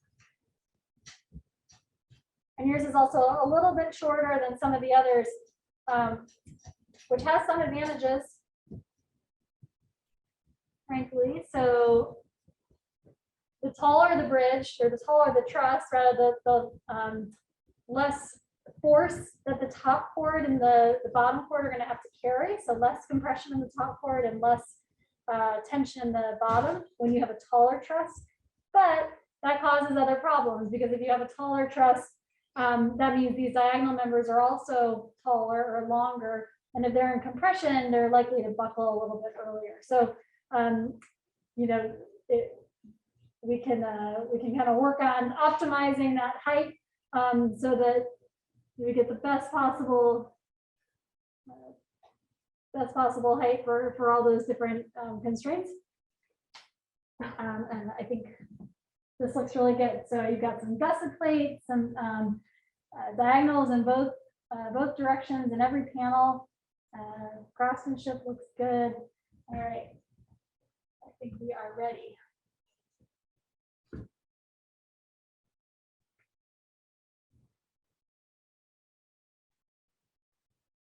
There we go.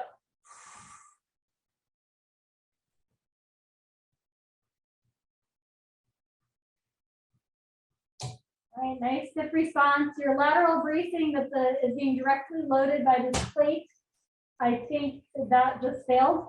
I know it just failed. I can see that now. So that's so that initial response is how much load the truss was carrying. So the truss was really nice and stiff.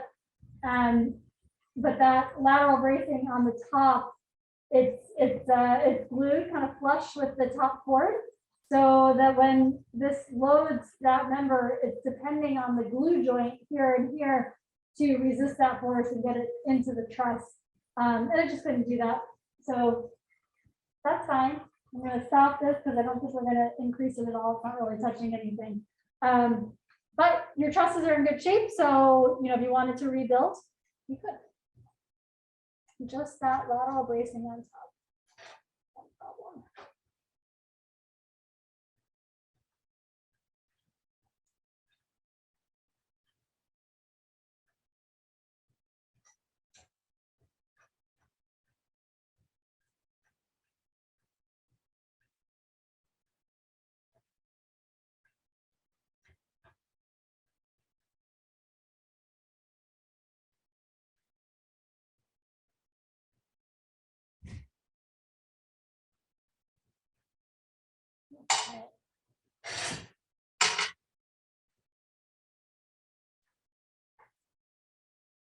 And just one more thing about Everex, even though it didn't get to the point where it had to really kick in too much, but those are nice, nice bracing on your portal frame. That's a little detail that maybe you would have pulled from a steel truss if you saw one, because that's a pretty typical way that they would stiffen up the truss so that it didn't flop over laterally out of point.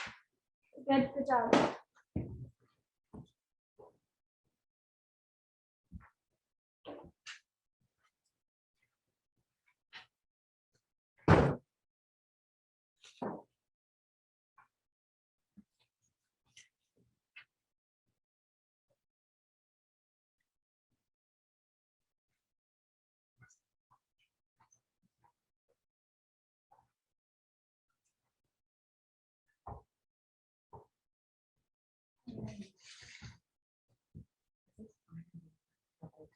No, this is fine.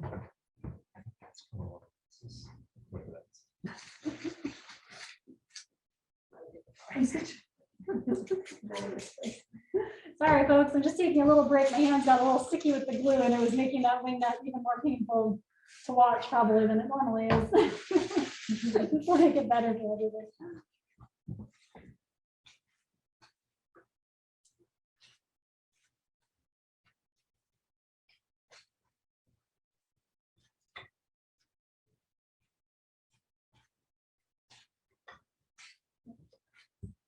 All right, so this is Bridge 20, Allie from Carol Christian. Carol Christian, just like Hereford, you guys all were very creative. They're all different designs. I appreciate that. You can learn so much from each other too, right? So you probably, I'm assuming, worked on these somewhat together in class, or at least had some awareness of what your classmates were doing. So, you can take away from what they learned and from what you learned. That's really nice to see. So we have an arch, a very pretty bridge.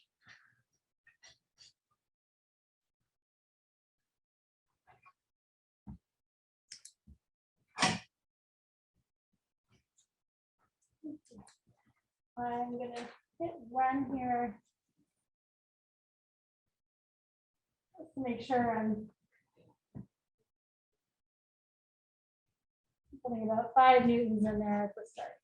That's fine. That all gets captured in the maximum load.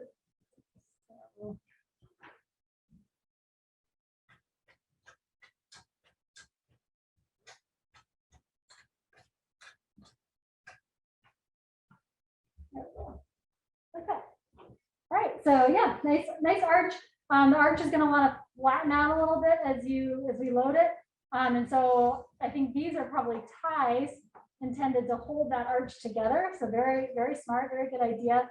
Lots of lateral bracing members. So I don't think that those will cause failure. So also good. And then more diagonal bracing here on the end. So like this. Okay. Here we go.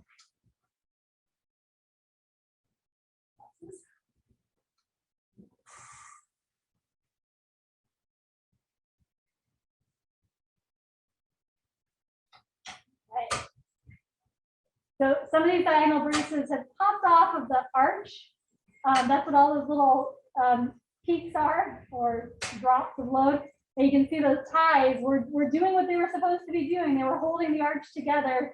And now that they've broken off, the arch has like sort of a, not quite an arch shape, or as much of an arch shape as it had, but it's still carrying load. The arch itself has not failed.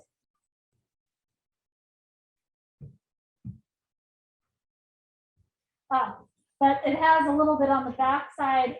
The end of the arch has separated from this kind of vertical piece here.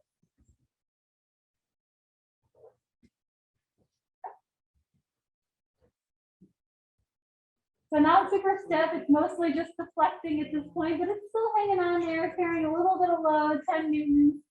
And we're almost at 2.5, so we'll just let it keep going. All right, and that's it. Good job. So max load 29.43, bridge 20. And we will release it, and we'll probably see it kind of come back together a little bit. It's kind of remarkable that that arch actually didn't fail. The arch member itself.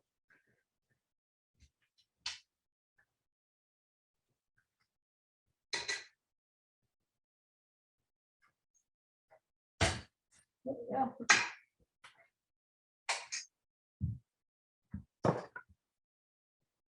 You can probably see a little bit better now where it came apart.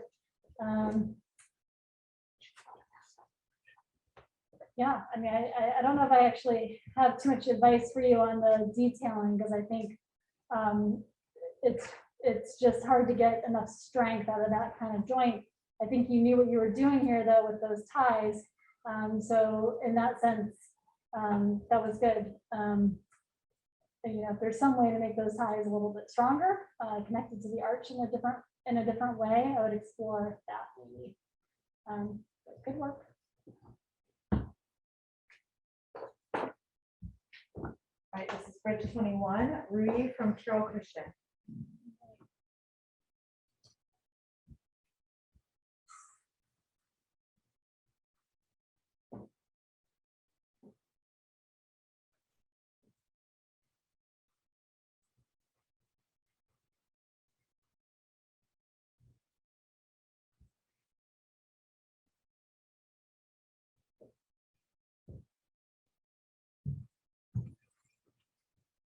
So after a while, as I load this, I'm pulling the whole, the threaded rod and everything that you can't see that's below the top of this machine down. And so every once in a while, I need to reset it and lift it back up. Because right now, the threaded rod is not above the loading plane. So that'll take just a second here. The Rudy has a kind of a worn truss here, so diagonal members that are going in opposite directions as they move down the bridge. Some nice symmetry, but you're loading it asymmetrically, right? Actually, flip that around.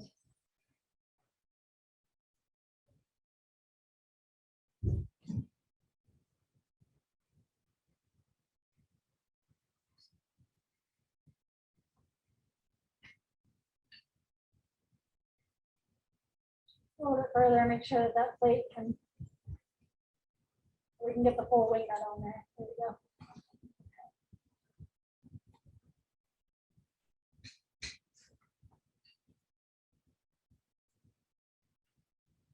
So your loading plane consists of two sticks here, right? Two lateral braces that are sitting on top of the top cord.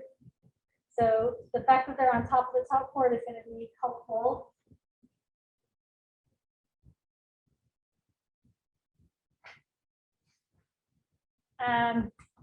Let's see, top cord is two laminated members, as is the bottom cord, so that's good because those are carrying a lot of load. Good to beef them up a little bit. Got some nice bracing under here, almost gives it a little arch-like flavor.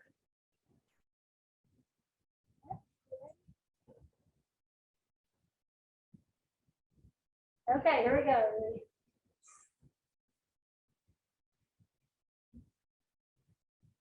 Well, it's a very nice, stiff response. So lateral braces are doing what they need to do. So the web members here, the vertical members separated from the lower cord on the back side here, which is, and some of the lateral members on the bottom have also separated. So it's sort of, bridge doesn't know what to do, and it's trying to find a path down to the ground, and so it's sort of rearranging itself, moves laterally towards me. But that's not going to do it because there really aren't any members that are connected still over there. But remarkably, your lateral bracing, for sure the second person that I did not predict this correctly on, that held up. So the load has not, the loading plate has not failed that lateral bracing member. And right now it's just got one because it's flipped off the other. So look at that, a little peak.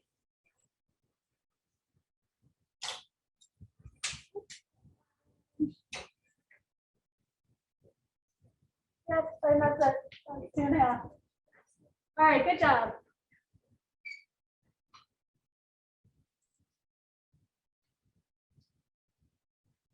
That was 21.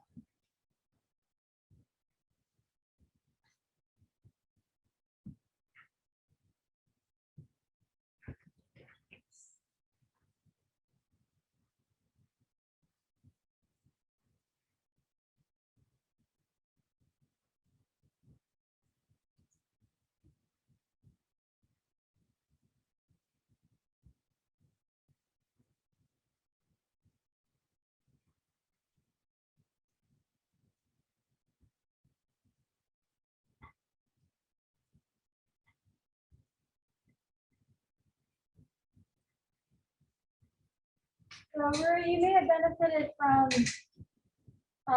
a little bit of lateral bracing down here because I think that was still within the rules, or maybe in here, some diagonal bracing, because that's what set the failure in motion, essentially. Not having that, this kind of slipped over this way instead of having a rectangle at the end that you thought you'd have, you ended up having a parallelogram. So if you had some diagonals in there, that could help prevent that. And if you had a lot of extra wood, I would next suggest some diagonals up here.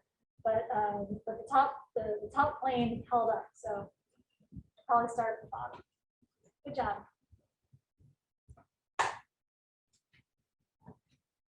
All right, next bridge is 22. It's Wendy from Carroll Christian.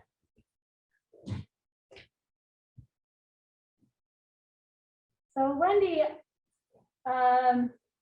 I think this is a Baltimore truss. I believe that is what that looks like. Baltimore truss is really a pretty cool looking truss with the braces being braced again at the midpoints. So that's fun. I think we had one very early on in the competition that had some Baltimore truss elements. I also think it had a superimposed arch on it. So this is neat.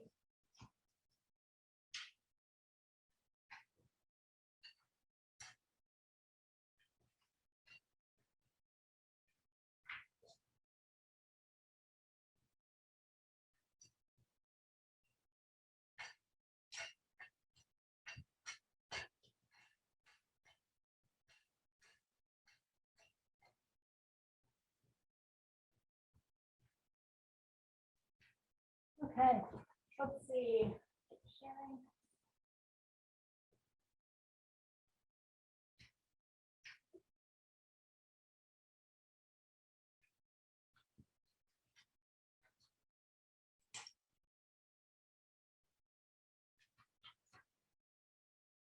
Okay, so here's our load displacement plot.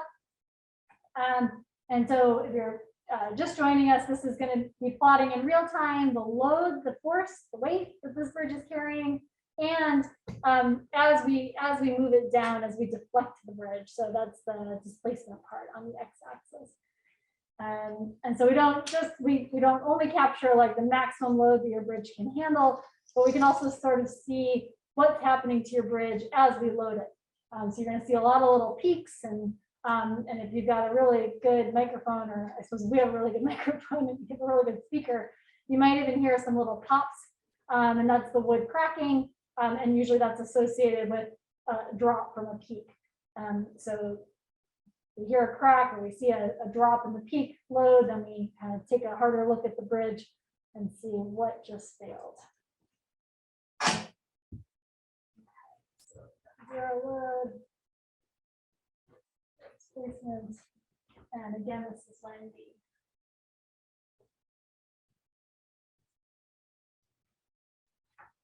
Okay, so I've tightened this wing nut down just a little bit. It's at 5 newtons. We're capturing that, and we will capture the rest of the load as well. So here we go.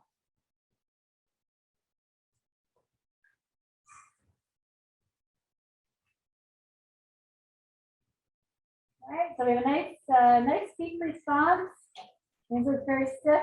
Truss, it is starting to move laterally here, which is causing some of the members. I can hear some little cracking in there. So I think some of the glue joints are probably failing as we move laterally, because that's a lot of movement for a joint to be able to withstand.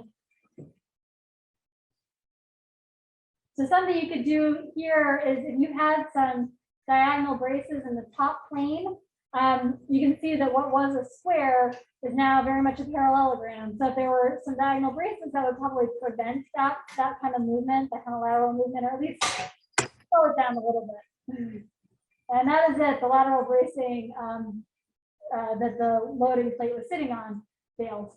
So we won't take that out to 2.5. Maximum load was 56.66 newtons. Good job, Wendy.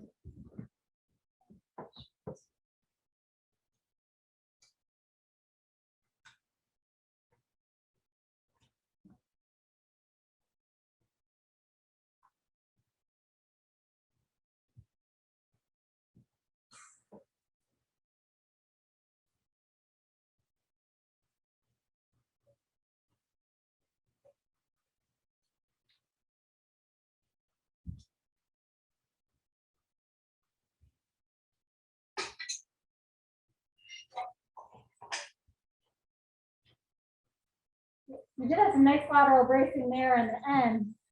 So what's happened to some of the other bridges in terms of that failure is not going to happen to yours. So now you just need to think about the top plane here. But still looks really nice. So hopefully you can have that back and hang it up somewhere. Hi, this is bridge number 23. It's Sammy from Lead for Future Academy.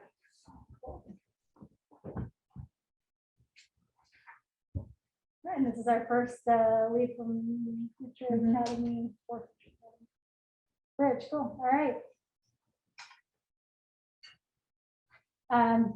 Since we have a new school, we've got some new people visiting. We're loading just a bit off center here, 30 millimeters off center. So it looks like Sammy is designed a bridge for that. So we put on the 40 millimeter square loading plate and then tighten down the wing nut. Not too tight, but enough to get the bridge seated on the supports or the abutments. Good length. All right, and then I'm going to pull up software here.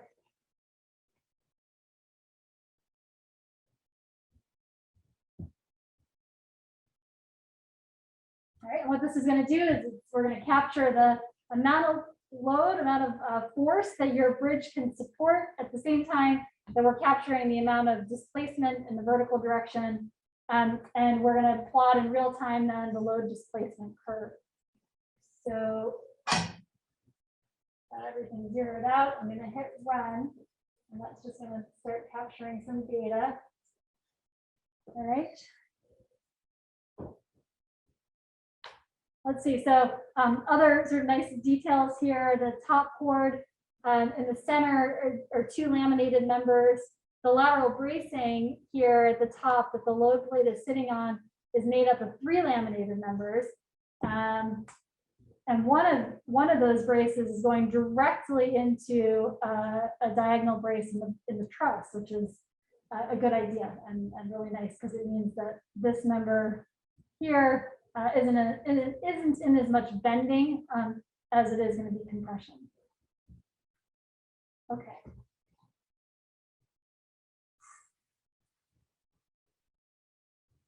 All right, so starting to load, very stiff. See if there's spots. Should I extend that? Oh. All right, so we've got this top chord here is in compression. It's moving out of plane here, so not exactly the way you thought you were loading it. It's actually moving more this way than it is vertically. So it's holding on to some load, but it's definitely more very flexible at this point.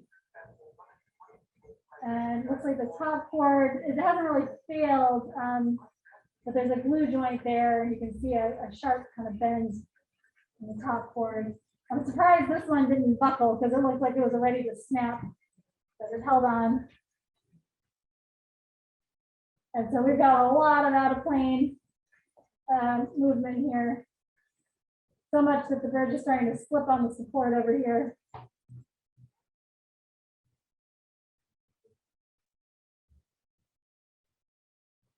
And I think that's about 2.5 centimeters. So we're going to stop it.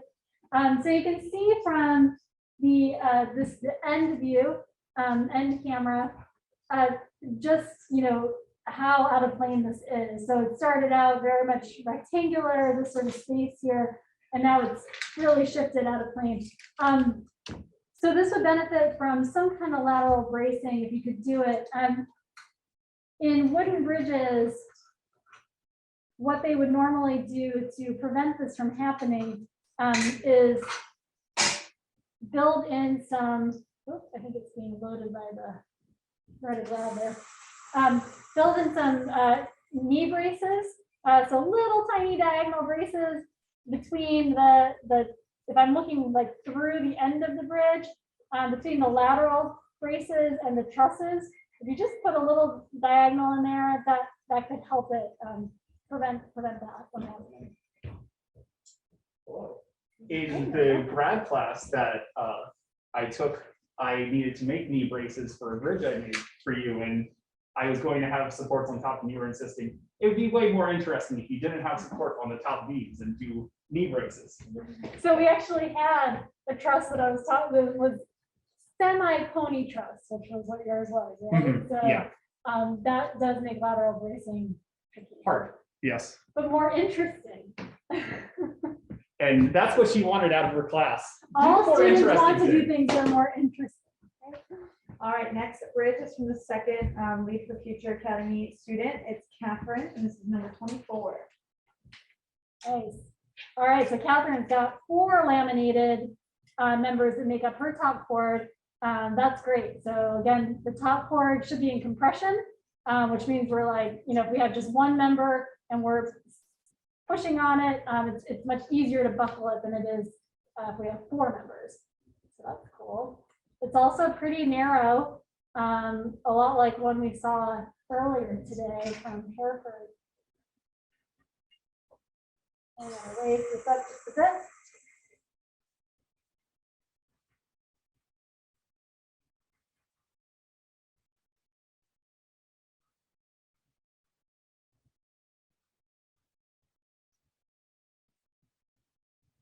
Yes, it's a very simple and sort of sparse design. Not a lot of members, but those members that Catherine has are all laminated. So I think it's very nice.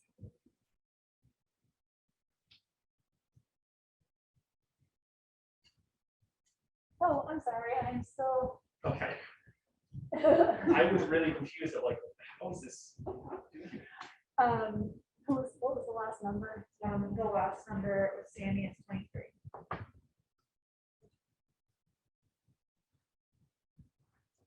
Sorry about that, Sammy. I kind of mucked up your load displacement plot, but Ooh. just ignore that horizontal line there. That's when we're unloading it. And there's no bridge on it, so it's actually not taking it. A good example of 2% yield of when you unload something and it's deformed it comes back at the same slope, but at a different deflection. Yeah. That's more steel though.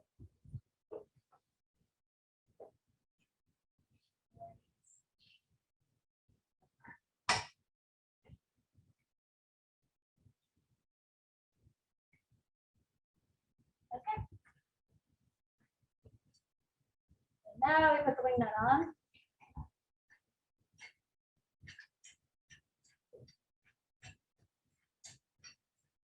So all the spec checks done. Yes. Your audience in here now.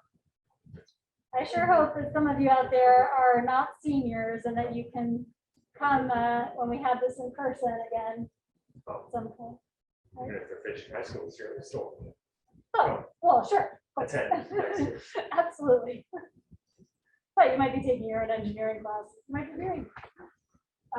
Okay, so we've got about 3 newtons in here, which is fine. We will account for that. I'm actually going to put just a little bit more. I like to make sure that this is really well seated before we start the loading, so nothing slips.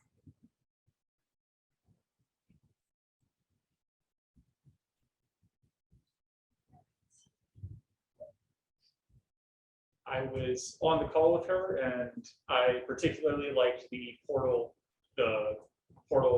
bracing that they have. Yeah, that is nice. That's going to keep it a little bit more upright. You sure? Come get some comments. I'll at least say, I don't even know. Okay. Yeah. Hi, you might hear commentary from Michael Newman occasionally, but I'm around working in the background, but I've checked in some of your bridges, and something in particular I liked when we were on the call is nice portal framing of an X in the diagonal bracing, the diagonal compression members on the top board. Yep. All of this should help to keep this bridge more upright. Than we're not. So let's go.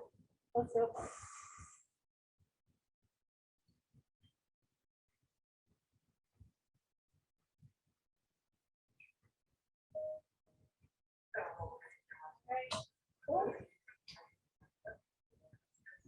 Well, we're still going. We lost something. Do we see what that was? I'm taking one of the braces for something small. It's still quite vertical, so that's good. That bracing is working well. One of the main members, one of the main diagonals. This one. Oh, okay. All right. So there's a connection. So as you love to say, it found another path. There's several good paths here, right? We can go down this way or this way. This end, I believe, is about to fail right at this corner and bending. So essentially it's being put in bending, even though we, under lower levels of load, we're hoping for tension and compression. The top cord is failed. Yeah. But I do agree with Michael, that was really good lateral bracing because it stayed quite vertically vertical the This whole time. camera is a very good view of it. It's not rotated over in either direction, which is great to see. Yeah, so good job. All right, 146.3 and bridge 24.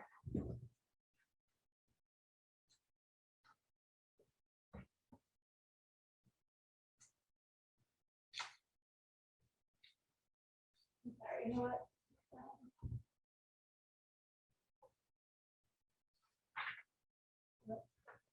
Sorry, I should have left that up there for a minute for you to ponder, but we are saving them for you guys. So.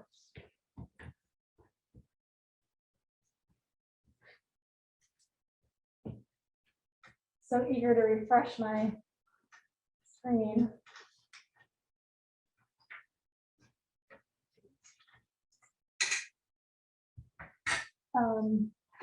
Yes. Could you hold this in the up position and just Typically, it's a while. Doing the computer and just holding on it. Are we talking about any country sponsors? Should we jump in and do that again, or? If you know the list off the top of your head, you're welcome to. So I work for the company STV, and they're a lovely gold sponsor. Hooray! But they graciously gave money, but I work at STV. I used to work at the Chicago office, and they worked on a lot more rail bridges and the ARIMA code, now ASHTO, highway versus rail bridges, which has been a very different experience. Let's see, STV is doing some great work. I'm trying to think. You'll see work that we did on the 95 express lanes as they're being extended north. Let me know when I should stop. Extended north. And that's some of STV's work. And we're doing some renovations around 695. So blame us for some extra traffic for 95 northbound. Oh, actually. Even more? Oh, even more. Okay. Yeah, this one's a little tall. That's good. I got it. This is Josh Phillips. Yep, this is Josh Phillips. He's got his name nicely written on the bridge. That makes it easy. I didn't even have to find the paper. Something I'm very interested, or I would actually like your commentary on. When I was considering a design, if I were to make a bridge similar in this style, I wasn't sure about these little extra members. Do you have any thought of what this is contributing, if it's worth having or not? Do you have any thoughts on that? Yeah, good question. I think loading from the middle, it helps because it ends, if it's off center, it's activating these diagonals easily. I feel like it's an advantage, but I'm not exactly sure if this is worth the weight, so I wasn't sure if that element. Yeah, I agree. I think it's worth the wait if you're loading in the middle. Yeah. And since we're not, it probably isn't, but we gotta But be designed for. for all cases. So something that is nice about this is Josh has accounted for in each 3 different spots, they have a member on this corner that makes basically a nice triangle going across. On this side where we can see the loading, they have a nice triangle on this side. And if it was loaded in the center, then they have this shorter member that helps evenly distribute between the two. Without this, it would bend more in the middle just as a beam. So that helps engage the entire structure if it was loaded in the middle. So you can see this is a nice way to account for all 3 different locations of having a nice big triangle one way, nice big triangle another, and having this middle piece to engage the whole thing if it was loaded in the center. Yep. Bending is bad. We don't want bending. I mean, bending is necessary because we, all walk around and apply gravity vertical loads, right, on whatever we're walking on. But generally we like to walk on horizontal surfaces, right? So we're gonna have bending, but in this particular case, if you don't have this here, you're gonna bend this top cord, which is gonna have a lot less strength.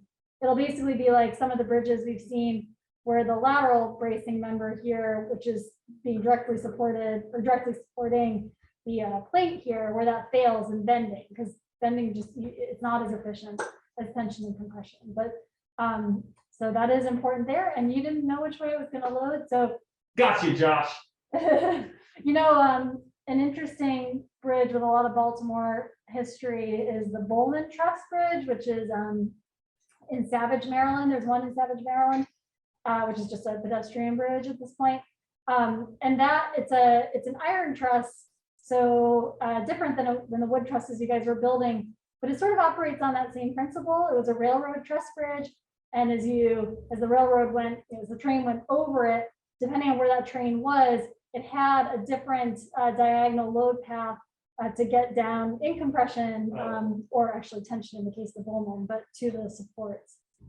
So anyway, you should check that bridge out. Is that where instead of like a lattice, it has many different angles of steel? Yeah, it has basically, yeah. Yep. I'm going to be watching this lateral camera. I don't know, camera 2, because I'm curious with 2 vertical or 2 horizontal sticks on one side of it, I'm interested if that will have, just looking at this lateral plane. I love to watch the lateral bending of these bridges because they're often an issue for something. We were talking about knee braces, so Yeah. I'm excited to watch camera 2. Yeah, all right, cool. Here we go. Josh. All right, that's a nice initial response. So we know it's staying vertical There's for some now, sway. but there, yep, starts to go, and then we can see the load dropping. And so we should should have be a better view on the other side because that's where the load is. But this, what was a rectangle is now a parallelogram. So if you had some diagonals in there, it would at least slow that down a little bit. So now we have bending in the third plane on one of these arms instead of it bending up. And with that bending, it broke off a piece of the connection. But yeah, it should like this, because now it has a direct path, more direct path down. That is quite a fun load That is- displacement plot. Yeah, that is a fun graph. That is the most lively one I think that we've seen. And now it's sliding. So now the base near you Yep. is sliding, is just moving away. So these bridges love to be lazy. They'll move as much as you allow them and don't want to hold any weight. They want to move the weight down through and let this deflect as much as possible. And Keep going. we're trying to stop them from doing that. All right, good job, Josh. That was a max load of 77.33 newtons. And Joshua's bridge number. Josh is 25. All right.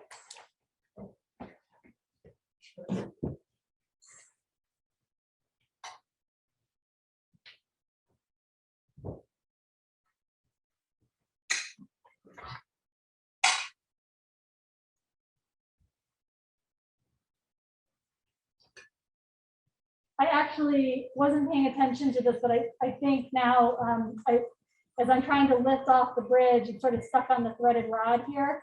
So I think that a lot of those ups and downs there was the bridge getting caught up on one of the threads of the threaded rod, slipping off of it, getting caught on another thread and slipping. And so we got a lot of this.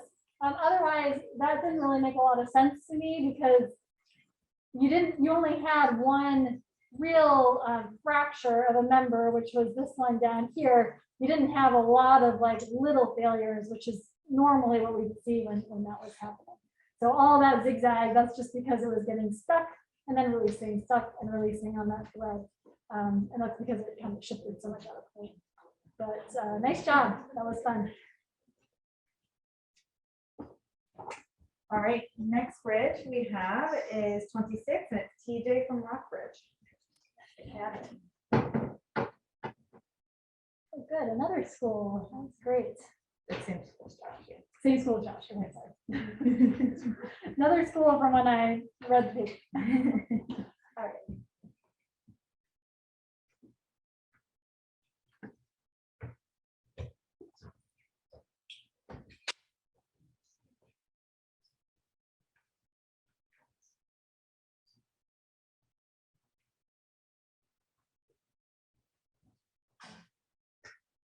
Oops.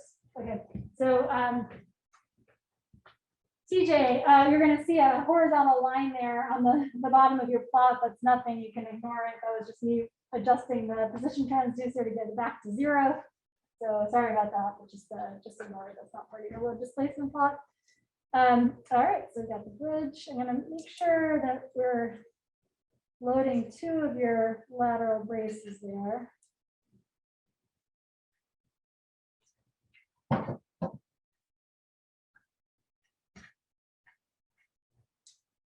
And you're going to see as I turn the wing nut that the load is increasing just a bit.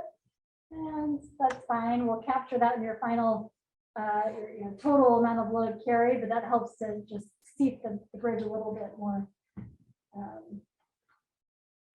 stably, strongly on the supports. So Yeah, this is cool. So it's kind of like a scissor truss, like the last one, like Josh's, and but a different sort of load path as you're coming down here than just a single member. You've got some braces between these guys, so that's cool. Your lateral braces are sitting on top of your top cord, which will help to make sure that those don't fail prematurely. And yeah, that's it.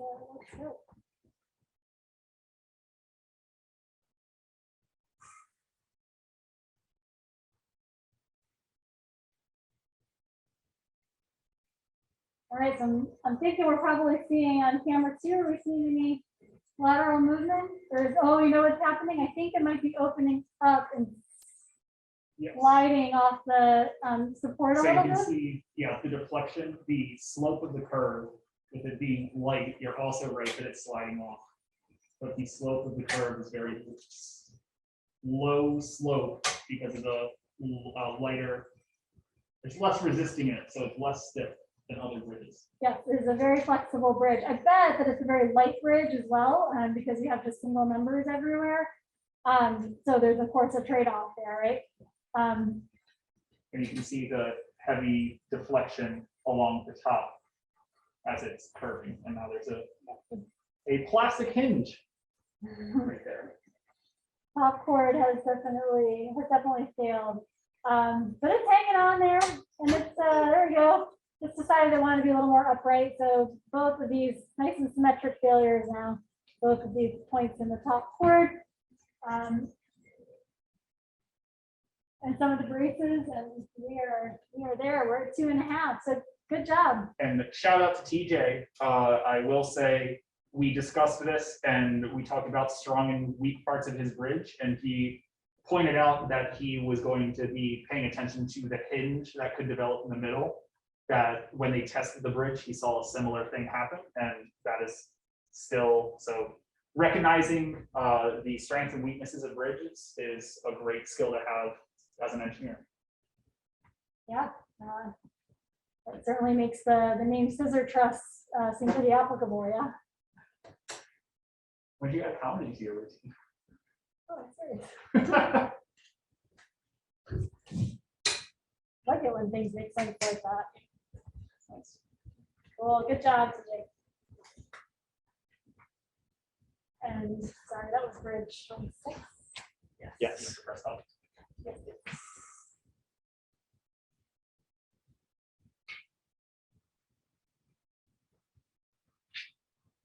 Thank you again to our lovely sponsors. They'll feel even more lovely to some of you with scholarship money for first, second, and third. But I know one person to, is it Marine Solutions? Is that, so shout out to Mandy's. If you happen to be on the call, shout out to her company. A former coworker of mine, Mandy. She is the person who got me back into this competition. I did this 4 years, all 4 years in high school. And I worked with her out of my, I'll say, pretty much first job out of college. And she's, I recognize you. You should help with this competition again. So I thought I got out and she just dragged me back in. So thanks, Mandy, for the money, as well as getting me back into this program. Yeah, Mandy's been a long time volunteer supporter of this. All right, this is our second to last bridge. This is Matthew from Rockford. It's bridge number 27.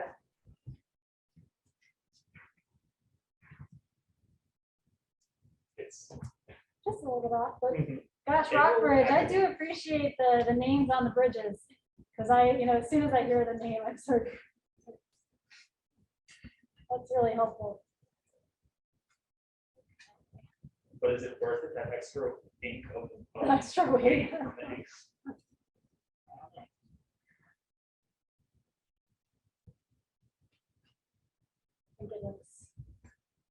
I think you make the bridge tester's job easier. It's worth it. We'll help you out. Oh, an extra 100 newtons? Something that I like that I'm seeing in I like to focus on the lateral plane. I like to see the cross bracing on these legs. That should help the rigidity of these ends at least, not twisting. We'll see if we find a nice, if we had a third kind of camera, it might be interesting to see if this makes a smiley face if you want to be positive. Smiley face, but these should be fairly rigid at the ends. Yeah, that's a lot of diagonal bracing, I agree. So this isn't seating with all four corners on the abutments here. So you're probably going to see a slightly different response in the beginning, but as soon as it pulls down, it's gonna flatten it out. The load is gonna get to all four corners within just I don't know, 0.2, 0.3 maybe millimeters here. So I'm tightening this down just a little bit to try to flatten that before we get going, but that's about as much as I want to do. So here we go.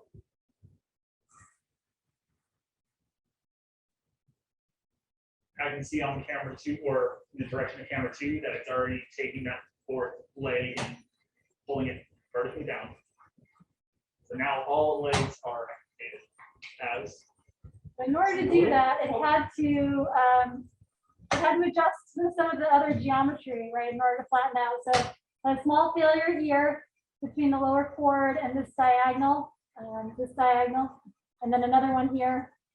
And you can see those are glue joint failures. So the glue is having to transfer some tension to this member and just wasn't quite strong enough.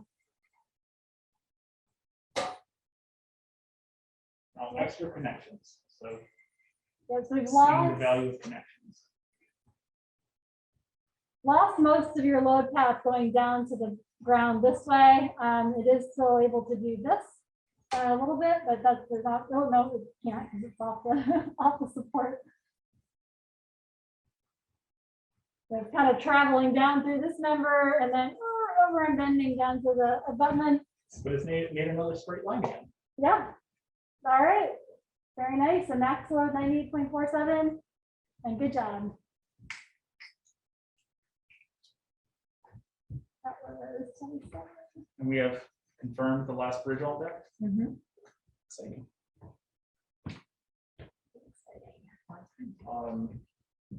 I guess this is an on-camera discussion with everyone else. So we have one more bridge to test, and then we're going to be taking a small 10-minute break to make sure we have numbers and awards situated.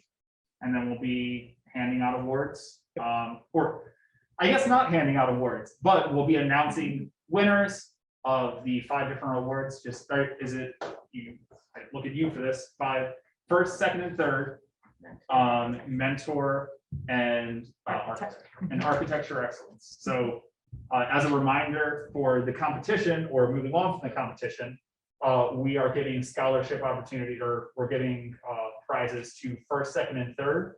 The first and second, I can look this up. Sure. I think we can handle one more test. Yeah. So we will have the top 2, if they would want to participate, advance to the international competition, where you can submit the bridge. The competition is in Pennsylvania this year, Port Covington. I could be wrong, but it is in Pennsylvania. And you could either, I don't know if they'll have it virtually only, online, or in person, or mixed. But the top 2, if they want, would advance, and then moving down the line, if anyone would not want to participate, then we'll contact down the list from there.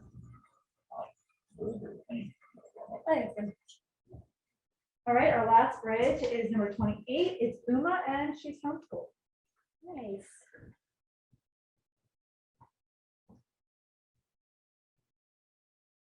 Just on here. Yeah, yep, but it's on there. That's great. This looks really nice. We've got an arch here on the sort of on the inside, superimposed on this truss, and the truss is also kind of an arch. Lots of braces here, and bracing other braces, which is very cool, particularly these, because that'll be in compression. So it's nice to be braced partway through. It'll appreciate that. Doesn't have to doesn't have quite as long an unbraced length. Very nice. So yeah, the only thing here is you're like right on the edge of the supports, but you are on there, so I think you'll be fine because it's going to tend to sort of spread as we've seen on some of the last couple of bridges, and so it'll eventually seat itself a little more strongly there.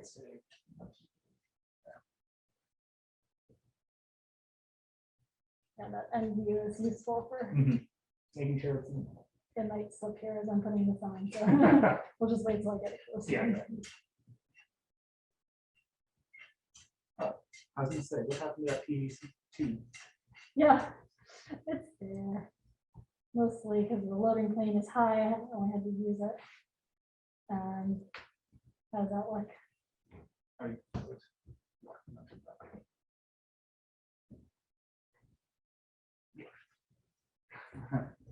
Me critiquing myself, nudging it forward.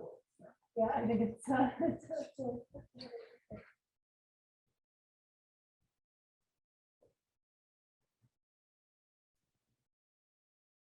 okay. All right. Are we ready? Last bridge. This is exciting. Okay. We should probably hit run. Record. Yeah. That would be so unfortunate.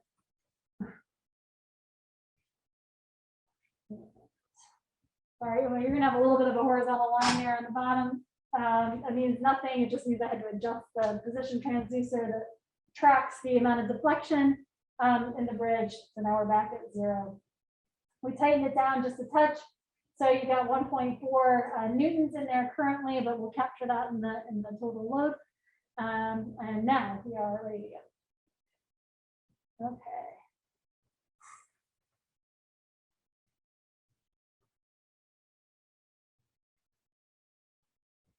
You can see the very stiff response. Yep. So these, yep. these legs kind of flipped a little bit. So, and a couple of these lateral braces came off as a result because it didn't expect to be sort of going sideways like that. I don't think you're going to go over the peak again. So you 205.64 newtons was the peak, but it's still kind of hanging on here. And yeah, I guess we could point to this side. If you perhaps had some diagonals going this way, that would have prevented the sort of initiation of failure that you got on the other side. And because of that lateral movement, these top lateral braces that were really nicely done and really nice craftsmanship there, they popped off because they didn't think they were going to have to carry load in that direction. And the top cord on the other side here has failed. So we're just taking it out to 2.5. But really the real work was done in the beginning. Really nice job.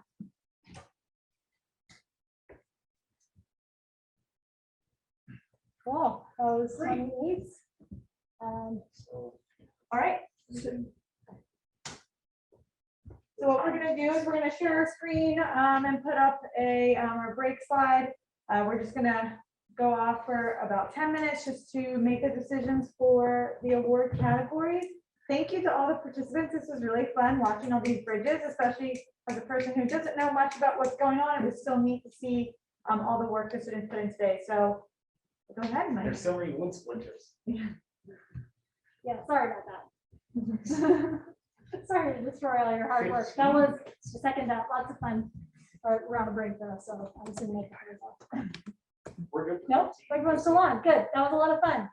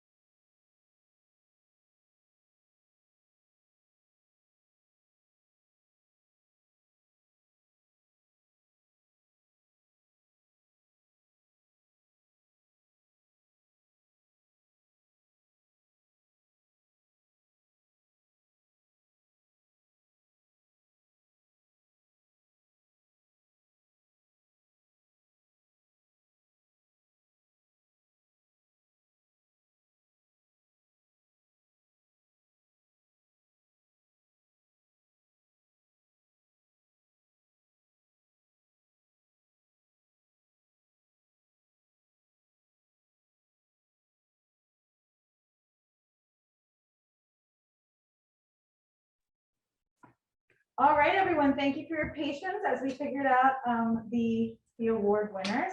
We're very excited to announce these, and Mike has now shared our award slide. And so we have in first place, we have Evan Zhu, and Evan was from Hereford High School. Congratulations, your bridge was pretty amazing. I should have the first place one. That's my bad, Evan. This is the first place one. And your efficiency was over 3,000. So it's pretty, I don't know if that means anything specifically to a lot of people, but I know that's the high number. It was really awesome. So It means I congratulations. can bench 3,000 times its weight. Yes. All right, in second place, we have Uma Reagans, who was over 1,000 efficiency, which is pretty amazing as well. Congratulations. And third place, we have Andrea Basescu, who is from Hereford High and whose efficiency was also over 1,000. Congratulations, great job. And we have for architectural excellence, Caleb Mueller from Carroll Christian. It was a beautiful bridge and it was voted on by our judges. So great job making your bridge efficient and work well, but also pretty. Yeah. And last but not least, we have the Mentor Excellence Award, and that goes to Kathy Phillips, who has coached for 3 students from Rockford Academy. And Michael had some thoughts on the Mentor Excellence Award. Hi. Sorry, I thought I was off screen. But hello, thank you to Kathy, and thank you to all of the mentors. Honestly, it was great to have people's involvement, and it was great to have new high schools and groups, as well as old groups return. It was great to see old and new, as well as I appreciated Kathy's effort to be in communication early and often. I appreciated her taking the opportunity, and I welcome any class or group to reach out. I had an office hour session with her students where I talked about some engineering fundamentals, which I would encourage any group to reach out, whether it's questions about a design, an image of here's my drawing or whatnot, what opinions do you have? Or I'd be happy to discuss various engineering principles. Or even after this, feel free to reach out of, this was my bridge, what do you think I could have done to improve it? We are available, and I would really encourage everyone, students and mentors alike, to reach out. We have many engineers on hand to answer questions and be available to have people learn and develop for years in the future, and hopefully spark an interest in engineering and bridge engineering in particular. All right, well, thank you so much for everyone who participated in this competition. Again, this is a really difficult year in a row affected by the pandemic, and we're just really excited that you took the effort to participate in this worthwhile event. So thank you so much. Thank you again to our sponsors who contributed funds in order to go to the scholarship for these winners and for them to continue on. So let's give them a round of applause for that. Remember to check out in the comment section, we have the, which my colleague was going to reshare. We have the websites of all those sponsors, so if you want to check them out. Again, if you're looking to go into engineering, it's a great place to look for places you could possibly work in the future. So thank you again for participating in the Maryland Engineering Challenge Woodbridge event at the Baltimore Museum of Industry. Have a great rest of the day. Thanks, folks. Thank you, everyone.